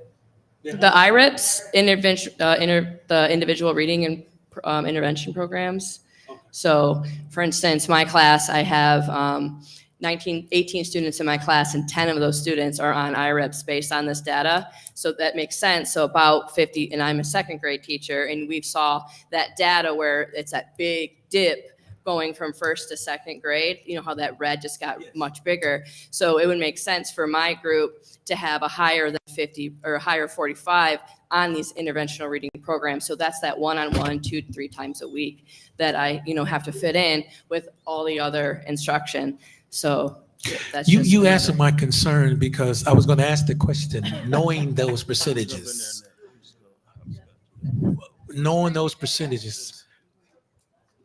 the children that are part of that percentage, and knowing that they're behind, you answered the question, what we're doing to remove that from them being so far behind, instead of, knowing they're behind, but still working with them, but not addressing the fact on why they're behind and what can we do to get them to the level they need to be. Yes, exactly. And we also share that data with our parents, and we also meet with the children one-on-one so they know what their expectations are to meet the goal by the end of the year. And we do expect growth at Rogers Elementary. Treasurer Terry. Whoop, there it is. Treasurer Terry has a question. No, I was just regarding the tiers that you have here listed. Is that all the students there, the K through 5 then? Okay. Okay. All right. Thank you. Thank you. Okay. Thank you so much. Thank One more you. question. I have one Sure. quick question. So you're a second grade teacher, and although the jump was across the whole of second grade, but is there anything that you notice with second grade when they come in that where that disconnect is, where that drop off is? I've worked with second graders, kindergartners, first graders, and I think it's developmental. Sometimes they're just not ready yet, and you've got to give them a little bit more time and more focus and more one-on-one attention. I mean, come into a classroom, they're children, they're babies. They just need more time developmentally. I don't see it as a negative thing. It's just they need more time. And I'm really excited to see the growth that these second graders will have in their year. And a lot of it is the phonics, that phonics aspect of it. Some kids are still learning their letter sounds. Some kids are still learning to identify letters in second grade. Just something happened and they're K1, 2, and they're little kids and they just haven't gotten it yet. So that power of yet, and I just can't wait to see that huge growth with these second graders. So I don't know. Thank you. Yeah, that Yeah. helped. Thank you. That's a good answer. Yeah. Good answer. Okay, thank you. Thank you. I told you the academics was powerful. And so is the support and the community support and student support, Ms. Parks and Ms. Francis, I believe. Oh, she's on. She's on. Okay. All by myself. Good evening. Good evening. Okay. Rogers, MTSS, and PBIS. We recognize our students' positive behavior daily with our Phoenix Pride tickets and also identify students each month that demonstrate leadership in our SOAR, SOAR, safety, organized, accountable, and responsibility values. And we have the bulletin board is in our gymnasium. And that's a picture of the Phoenix Pride ticket. Next, please. Okay, this is the good stuff. Okay, so we were talking about MTSS, and that's the multi-tier system of supports. And that goes with the PBIS, and that's positive behavior intervention support. And both of those work together. And we do all of them in all the tiers that you see in front of you. Tier 1 is universal, proactive supports for all. SEAL, the SEAL strategy embedded into our core curriculum. And SEAL just means SEL, with all the 5 core competencies, the self-awareness, self-management, control, and taking responsibility of your actions, basically. Okay, so we have 195 students in tier 1 and 84%. So we're right in the middle there, percentage-wise. Okay, so a student has a little difficulty settling down and some behavior issues, but not bad. So we move them to tier 2, and that's small group counseling, social emotional skill building, responsive and restorative circles. And of course, we check in with tier 1 and tier 2. So we're looking at 20 students with 9% for tier 2. And I call them scholars. I'm sorry, I'm looking at that and saying students, but scholars. And in tier 3, we have a more intense intervention for few, individualized counseling services, restorative conferences, and functional behavior assessments, FBA, and behavior intervention plans, BIP. So we have 16 scholars in tier 3, and that's at 7%. So does anyone have any questions on that slide? Okay, we're going to go to the next one, please. Okay, so we did a survey at our parent-teacher conference, and we got it back, and this is some positive things that were said about our phenomenal staff at Rogers Elementary.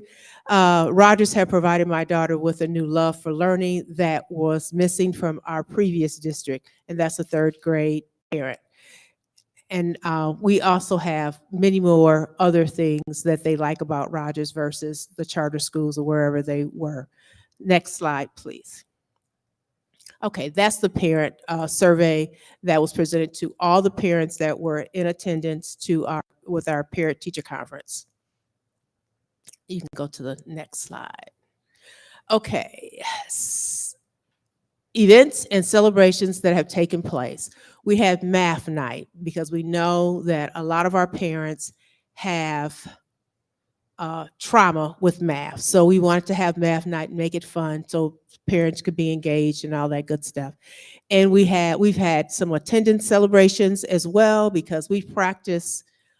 We just want to make sure that the students are getting there on time. And I do have that video on my phone if you all want to listen to the song. And we also did phonics first night and SOAR celebration. Okay, what we have upcoming is we have a financial literacy event in March reading month because we know that reading is so important. So we want to encourage our parents to work with their child at home. And then we have muffins with moms and donuts with dads and family night because we really want to build a stronger relationship with our parents. So any questions? Would you like to hear the video?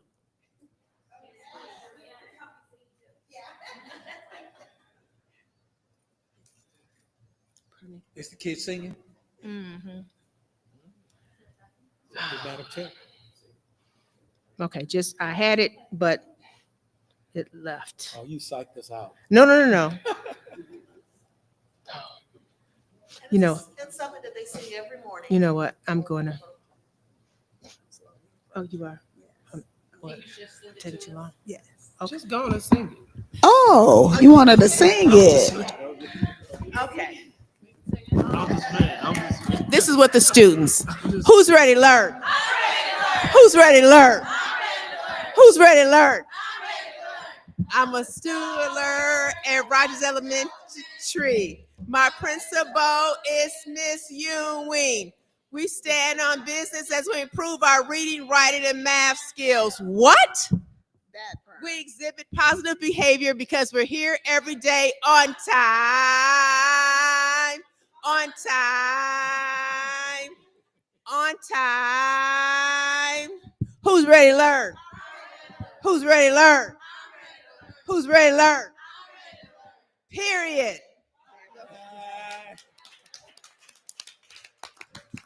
I'm ready to learn. How about that part? That was cute. So in real time, though, to the board, I just want you all to know that you'll see progression over time as it relates to each school. So we presented 2 schools already, and we're in the second phase of the next 2 schools, and they are talking about PLC number 1. So when you look further down, someone might be on PLC number 2 or PLC number 3. So again, we are looking at data, and over time, you will see a progression of things. Family engagement has occurred. We have a family engagement monthly schedule. Again, I just want you to be able to see the progress over time as we have been presenting the school information. So I just want you to notice that as well. And I'm going to turn it over to Dr. Robinson for Pontiac Middle School.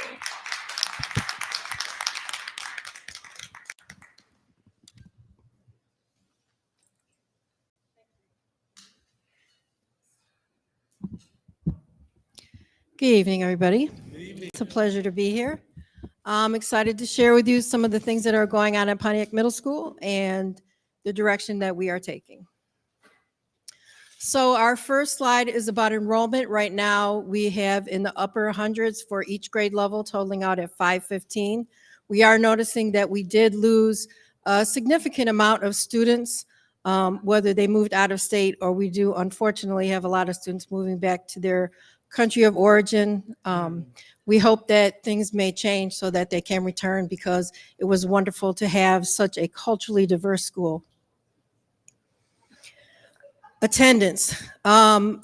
We are looking at 86% every day attendance, but we know our attendance, that kind of gives us a false image. Our goal is 90%, but as we look into disaggregating and looking at the data of our attendance, we find that we have 3 tiers of attendance. The first one is students who miss a day here and there, once a month maybe nothing at all. They miss a class, 6th hour, they're going to a dentist appointment. And those students, generally, we keep them coming to school.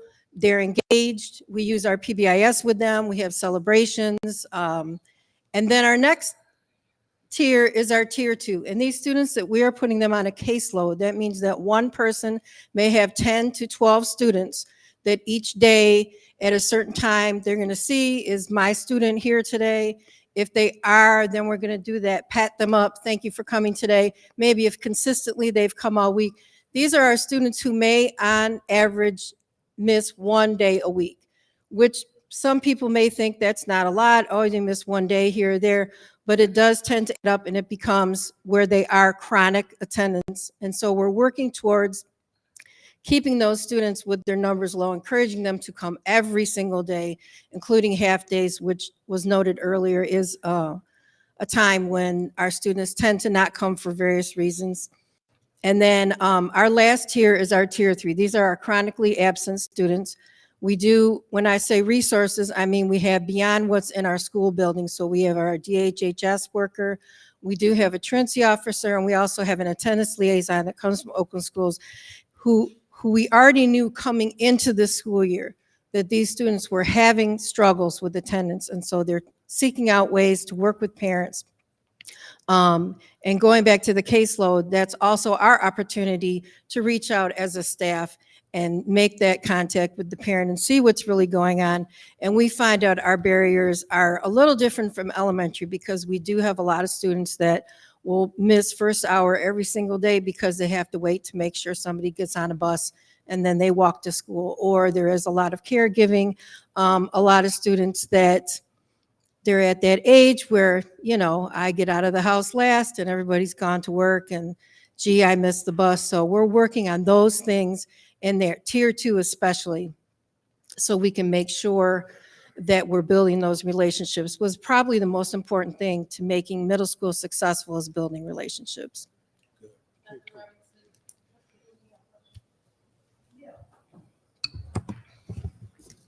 Dr. Robinson, the truancy officer, at what point do they get involved with the absences, the numbers? So they're involved, right? I'm sorry, I thought you And were my finished other with part your of the question, is that a truancy officer that we employ for the district, or is that just for your building? Believe that that person is from Oakland Schools. Ms. Long, she comes from Oakland Schools, so she already has a caseload preset, as well as the liaison has a caseload preset from the year prior, who may have been chronic attendance absence. And then when we go through our process of the 3-day, 5-day, 10-day, 20-day, is when she starts to get involved when it's at 20 days. And then as she works with people, as you know, unfortunately, some of them do end up going to court. We have several of those that have gone to court already this year. And the other part of my question, and I don't know whether Dr. Deverson or yourself would answer it, but is there a reason why we don't make our goal 100%? Is there a reason why we don't strive for the excellence? Because, and this is just my perception, the 90%, it's like, okay, we made 90, we good. Opposed to having that extra drive, we want to get to 100. We're discounting our ability to achieve goals. That's my I agree with perception. you. It's kind of like we'd like our planes to fly safely 90% of the time. We want our kids here 100% of the time. So I agree with you on that. So we may need to rework our goal. Thank you. I was just curious. Yep. Next slide, please. So my KIP goal and update. So we know that at our school, multilingual learners are a priority. Now with several students leaving, we still have a large population of multilingual learners from various countries. Our monolingual group is a little bit smaller, which actually has assisted in making those classrooms that travel, the sheltered classrooms, a little bit smaller to assist. Those are the classes that have a content teacher along with a bilingual para or a bilingual tutor. Our priorities are mathematics and literacy, which we'll talk about more in the next slide. Of course, PBIS, MTSS, family community engagement, and then we are really striving to provide a culturally responsive teaching environment. Next slide, please. So at Pontiac Middle School, we also do SOAR for our PBIS, but ours is safety, ownership, achievement, and respect. We felt that this was appropriate for middle school, especially it used to be respect was our first thing. We didn't want to leave that out, but we're looking more for a student to become autonomous, to get into the ownership of them being a student, getting the ownership of owning their behavior as well as their academics. Our iReady scores, and this is kind of coming prior to when we talk about the iReady scores in our first PLC. We know that tier 1 instruction is utmost importance, but we also know if majority of our students, 75 to 80% are in tier 3, we've got to strengthen our tier 2 instruction and our tier 2 behavior, because it's not enough to just tier 1 instruction for the whole class up, everybody gets it. The next day we start over again on the next lesson. So we're really trying hard, and I'll speak to it a little bit more, to beef up and help our teachers with tier 2 instruction. And then of course, in every classroom, you'll see our PBIS matrices, which goes through with the SOAR and explains different things like what is acceptable classroom behavior in reference to being safe, in reference to having ownership and achievement. And then we too have our behavior books, and students can get those for a myriad of reasons as far as exhibiting acceptable and exemplary behavior. We have a raffle every other Friday. And then on the Fridays that we don't have that, we have a store in our building where students can go in and get various things with these books. So the next 2 slides go over what you've been looking at earlier tonight with the large amount of tier 3 students that come in the 6th grade. I will tell you, in sitting here watching and some of the other ones, their key was decreasing that tier 3. We seem to, when we increase our green, it makes our yellow disappear. So I'm noticing from just reflecting here that that's something that we're going to focus on. But these are our reading initial assessments. And then the next slide is our math assessments. So we know this is where we're starting. We know we have a lot of work to do, and this is what's compelling us to really dig into the tier 1, move beyond that to the tier 2 instruction, because as you get into small groups, as you get into one-on-one, you start to realize what are the skills the students are missing that they might not have gotten 4th grade, or they might not have received in 5th grade, or been, maybe not received proper instruction, or had a sub, or whatever reason, maybe they were ill that year. Then the teacher can get in and find that out and compose lessons, whether they're individual or as a group, because sometimes a group of students will come with the same deficiency, and really play on their assets to improve classroom instruction, so that we can minimize and get rid of the tier 3, those students that are 2 and 3 and sometimes 4 grade levels behind.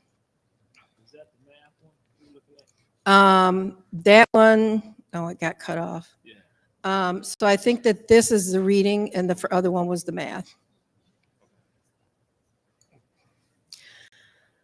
So our focus this year, I'm so excited. Our focus this year is on literacy. Our kids do not read enough. And it's nice to say that, notice that, and they all have their phones and everything. But this year we have a new librarian, and I'm so excited that she is there. We received over $10,000 in new books for our library. We are receiving PLCs in what's called disciplinary literacy, which is just a literacy that focuses on one topic. So students learn new vocabularies and they learn content at the same time. And then we are updating our book selection. We do have, much to the dismay of students who realized it was not a vending machine for snacks. It was a vending machine for books and a couple staff members too. But we're excited to have that because we're going to be using that as PBIS, but also to incentivize reading. Our kids need to get books, so we're also moving towards creating reading spaces. Last year, we spent a lot of time creating safe spaces, safe people for our students. This year, we want to do the same thing with that idea of spaces and improve it so that students can, it's not, go ahead and go in the calm down corner. Now I have my book. Now I can take my book and can I go read in the library for 15, 20 minutes? And so we're really working hand in hand with our new librarian to increase literacy in that way. As far as numeracy goes, we're working in our curriculum. We, of course, use the Envision curriculum and instruction. We're also using iReady in math and numeracy. Oh, I'm sorry. You stated we spent 10,000 on some books. We for the did library. Not, it was a grant. It was a grant that was gifted to us. So do we books. now have a media specialist or a librarian Yes. that's facilitating now? Yes, we have a brand new librarian. She's not brand new. She's a librarian before. We have a librarian who's got in there. She's going Great. through the books that are no longer something that we would appreciate for our students. She she's already gotten some gifts of the carts. And so she's really gotten in there and gotten busy. We're really excited to see what happens once she's able to begin welcoming kids in. She does have a few kids that go in there now, but we're really trying to make it a place because middle school is about finding yourself. And the kids who like to read books, they really haven't had a place yet. And so that's why we're creating that space in there and then hope that that space kind of overflows out into the building with other reading nooks for our students. Absolutely, because that's I'm a bedrock excited. of learning, that reading piece. Yeah. Very good. Yeah. In fact, when our principals meeting, we had to say what we are thankful for. And I said, I'm so thankful for having a librarian because it's hard to have a literacy push without a librarian. So our behavior team has changed our focus this year with our social emotional needs and that they are working on caseloads. So rather than just Johnny coming out of Mr. Jones' class and having issues in there and going to see this behavior interventionist, and then maybe later on the day they see the other one. We spent the whole first September and part into October looking at the trend data of which kids are coming, what classes are they coming from, so who needs push-in support. But then our BIS, and that would be our behavior interventionists, which we have two. One is who is bilingual. We also have our social worker, our at-risk social worker, and then we have our dean of students. So they all have a caseload. I also have my own caseload of students that when something's going on, they know they came to us. So that where we're keeping data on them, we're seeing them progress and not getting hit or miss services from people. Students don't have to be on a caseload to get service, but it's something that we tried to implement this year to see, does that make a difference with the students' overall growth? And then we as a team, which includes our PAOs, have a consistent behavior and behavior management. We're supporting students, but at the same time, we're also realizing that it can't just be, I'm talking to you, that can be a consequence, but moving forward, we're looking at what's an appropriate consequence for the action and for whom the student is. And then these are our testimonials. We had one from parents, students, and then a couple from staff. I really like to hear that the student would say, my teacher cares about me. And then what really, because this is something we strive for, when they said, there's always someone to talk to about whatever I'm going through. And to me, that's like major in middle school. So I'm really excited about those comments. You're welcome to read the rest of them. And then we definitely have our celebrations. Our behavior team has have been working with our police authority officers. They now are going to PBIS meetings. They also have learned de-escalation, and they also perform our mediations. We had a very successful sixth grade orientation. We did one last year and we loved it so much, we said we'd do it again. It was a good turnout. We have grade level meetings monthly with each grade level to talk about whatever pertains to that grade level, whether it be something that's social emotional, whether it be, you know, a focus on academics or something that's going on that we notice that's a trend with that class.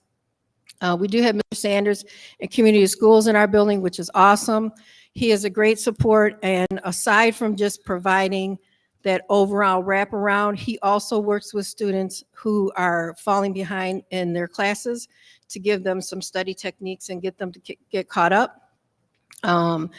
We are celebrating at all times our multilingual learners so that everyone feels like they are a part of Pontiac Middle School and the learning that goes on. Thank you to Ms. Rush and all the wonderful field trips that she provides, especially our fabulous Washington, D.C. field trip from last year that we hope to repeat again this year. And Michigan State University. And Michigan State University, of course. How could I forget Go Green?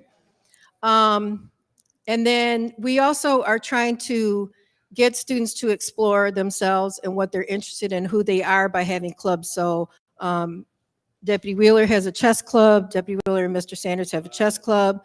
We have Accent Pontiac after school. We have Project Excel after school. We have our pep squad. There's a pep squad, this is what I like about it. It's a different pep squad for each sport. So it's not one pep squad team in the beginning. There's a different one. She collects all the uniforms. She gets them to try out again for the next season. And then our sports team. And then I really do celebrate every day, and I'm thankful for our behavior management team because we all really are on one page with what expectations are and how we approach students and meet them where they are with behavior. And that's it. Thank you. Thank you. Any other comments or questions for Dr. Robinson, trustees? Thank you, Dr. Robinson. And thank you to Ms. Ewing. One of the things I'm really happy about, and we understand the challenges that you all have in your schools, but I appreciate you lifting up what's going well, the good things. And I hope that is your motivation to keep doing what you're doing. So thank you both for your presentations tonight. Next, communications, petitions, and delegations.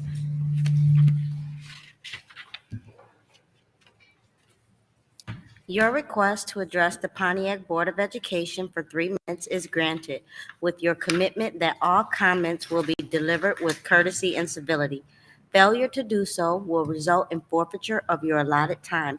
First, we have Emily Harp, and second, we have Kayla Burns. You got a pen.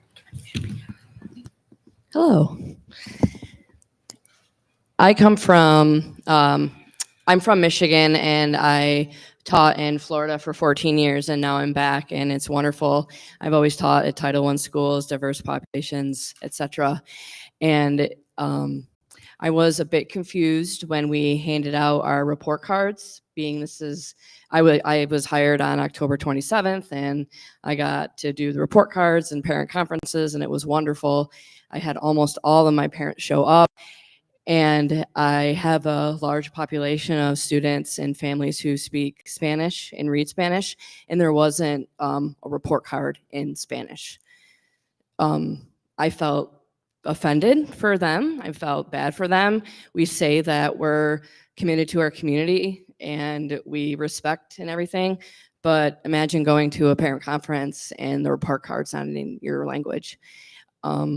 We spent 5 hours in an AI training for teachers on how I was supposed to improve my classroom community using AI technology, and we have it at our fingertips.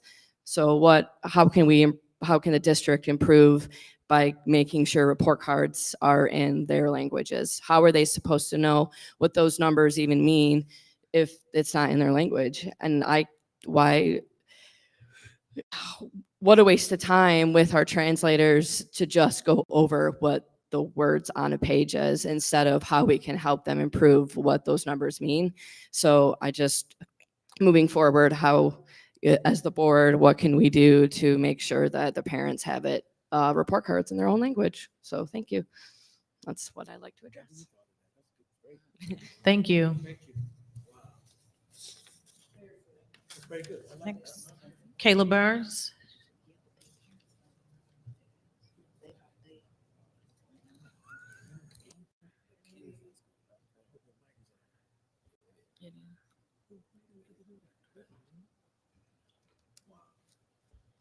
Okay, I just want to state I'm a parent to 3 children in the Pontiac district in middle school and in high school. This is my first time attending a meeting, so I apologize if I'm nervous or ramble. I've tried to get my thoughts together before I got up here. There's just some concerns I would like to address, and obviously the next meetings in the future, I will be here to address other concerns. I want to start with communication. I'm speaking specifically about Pontiac High School.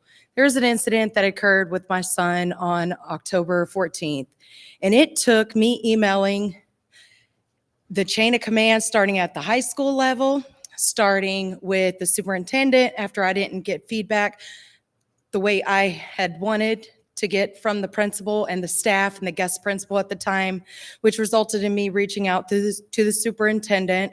And at first there was some pushback and no one really wanted to hear me, but I was very polite and professional. I did not cuss. I just wanted to be heard, not seen. And so then it resulted in me also reaching out to the board members. And it took 30 days to hear my voice and to be the advocate for my child when I was looking for accountability and it wasn't held on the school level with the teacher involved. I was dismissed. And as a parent who has kept their kids in Pontiac schools since they have been with Miss Ewing, and I loved Rogers, I'll tell you, just seeing those numbers, just good job. That's all I'm going to say. But as we've grown up and gone to the middle school and high school, I've noticed over time, I don't feel heard. I don't get feedback from teachers. I showed up to the parent-teacher conferences, and 3 teachers were there for my middle school and high school students. And to me, I feel I wasn't given a reason why the teachers weren't there. I had questions. Then I'd gone to the secretary and stated, hey, I'm here. Teachers aren't here. Reach out to them. Send me a thread, an email, include me in. She did say, if any of y'all have concerns or want to discuss anything to this parent, reach out. One teacher reached out. To me, I feel that is failing me and my children because there's obviously a lack of communication. Like I said, I'm the one that took off work to come. I expected the staff that is hired by the district to be there and give feedback, concerns, or praises to the students. And I was looking forward to that and was very disappointed in that. I also want to state too, the class sizes are a concern. I do have a freshman in high school who is failing miserably. And I asked him, like, what's the deal? And he's like, Mom, it's hard to concentrate. I know I'm out of time. I will be back. I do want to thank you guys for giving me the time. Most definitely. This is my first time. I will get my train of thoughts better next time on paper so I can hit all my key points. But Thank you. thank you guys. All right, board comments and announcements. Trustee Dooley. Good night. Okay, Trustee Miller. Good evening, everyone. I just want to say, Ms. Burns, come back now. That's your word. I will be glad to see you. And thank you for coming to speak on behalf of what's going on at the high school level. As you know, we're both high school parents. And I invite other parents and educational stakeholders to please begin to come out and speak. Thank you. Trustee Gross. Good night. Secretary Davis Smith. I just want to say I love Roger's presentation. You guys are like a family. I think that is amazing, and it helps a lot with our students and for teachers to want to come to school when you guys are, fun loving and things like that. And thank you for your presentation and Yeah, come back and see us. Thank you. Have a good night. Treasurer Terry. Real quick, congratulations again to the students for their proficiency in advanced state testing and reading and math. Also, congratulations again to our teachers of the month. Keep up the good work as well. Also want to say thank you for the reports that we received today. Good information. It's always good to see positive things happening out in the schools and that the kids are being involved and staying active and more on the positive side versus the negative side. So I want to say thank you for those presentations, and I appreciate all the hard work that all of the schools are doing to keep the kids involved, to try to bring them to school every day or to get them to school every day. And obviously, from the information that was shared today, you can tell from the data that if they are present, then there is improvements in their education. So let's continue to push for that one. I would love to get 100% attendance. I would, but reality it is, we're not going to hit 100, but why not have that goal? If we're going to set the standards, let's set the standards for the kids. Let's not be mediocre, but let's take them all the way to the top. High expectations, right? Get high results. So other than that, thank you, everybody. Good night. Thank you, VP Bowman. It's a great meeting. And for those parents who are here and staff, thank you all for pointing out the things in the areas in which we do need to improve on, because we can't fix it if we don't know it's there. So thank you all for shedding light on things in which Pontiac School District has opportunity to get right and do better. I just, again, want staff to know that you all are appreciated. And I know oftentimes we hear in the community, oh, contract. It's no fun and games, but we are present and aware, and we know where you are. And we don't want you to think that we don't hear what's being asked. We just want to be good shepherds of the dollar here so that we can continue to move forward successfully in the Pontiac School District and not revert back to the financial woes of the past. So with that being said, thank you all who came out, who were the part of this meeting, and good night. Thank you, VP. Thank you again, everybody, for being here today, for the comments that were shared, the presentations. Thank you all for the work that you do. I'm not going to belabor and repeat everything that everybody else said, so I'm saying ditto. Can I get a motion for So adjournment? Support. It's been moved by VP Bowman, supported by Trustee Dooley, to adjourn the meeting. Any questions? Roll call. Trustee Miller, Yes. Trustee Treasurer Terry, Yes. VP Bowman. Yes. I'm voting yes. Trustee Dooley, Yes. Trustee Gross. Yes. President Hannah. Yes. That passes 7-0. The time is 9:13 p.m. The meeting is adjourned. Have a good night. Thank you.